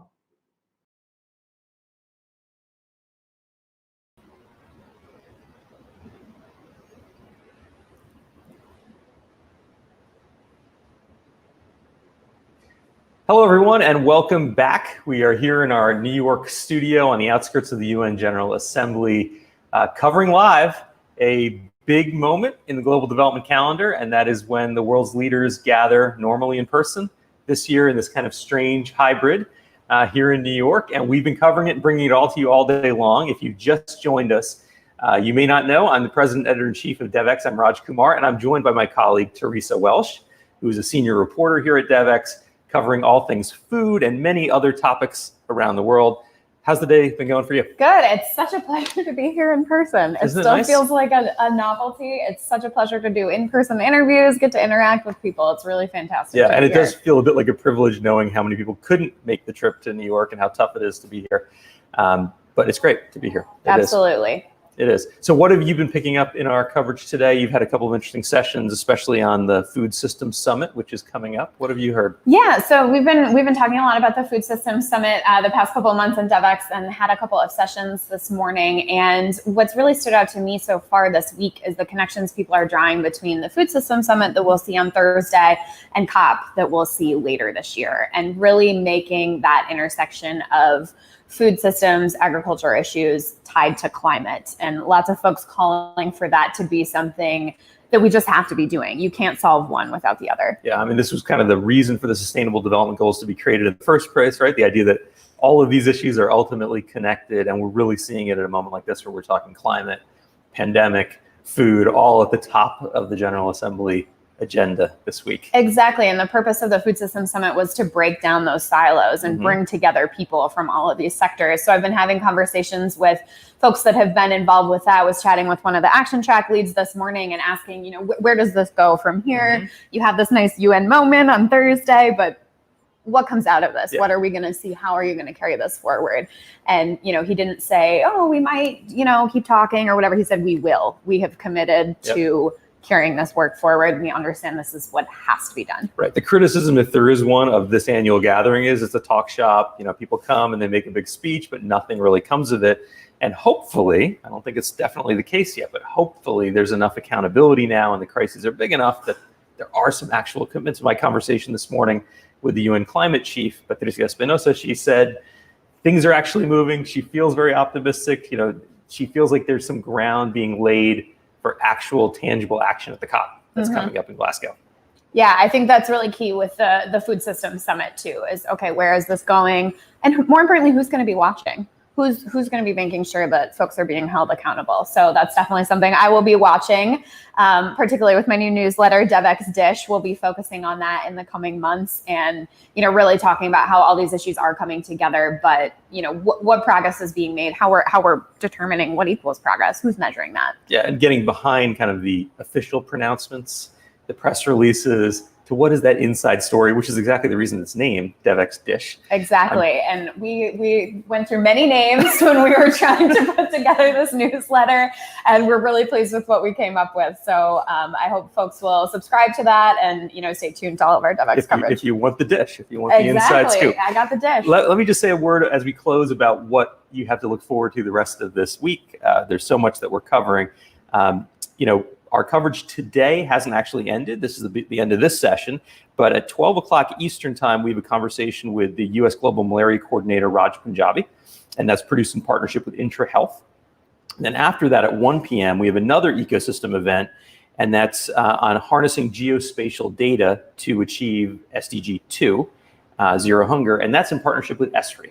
So stay tuned for both of those if those are topics of interest to you, and I'm sure they are, knowing the Devex audience. There are going to be links in the chat right now if you want to follow along. We do have French and Spanish translation on Zoom. Again, for people who are just joining, might not be aware of that. I wanted to make sure you know. Tomorrow, there's some exciting things. Achim Steiner, who is, of course, the head of UNDP, is going to be in conversation with our colleague Advas Aldinger. There are a number of interesting panels on decolonizing aid and development, on leveraging digital health technology. There's a lot going on. I'm not going to take you through all of it. There's a full agenda you can find on the site, but if you are just joining or just tuning in, you're going to want to tune in tomorrow because there's much more of what you've experienced today. I think it's been pretty fun to do this. It's a mix of, being in the studio with some people, being virtual with others, but I feel like we're starting to get the real story out to our community around the world. Yeah, exactly. And it's been nice to be able to bring the folks that aren't able to be here to us, albeit virtually as well. Yeah, and as I said at the opening, these are the most important issues in the world. They deserve more coverage. And this event has actually grown into one, the General Assembly, where real things happen. So we think it's important to be here, and we're very honored and privileged to get to bring these stories to all of you. Thanks for being a part of the day today. Stay tuned, and we'll see you all soon.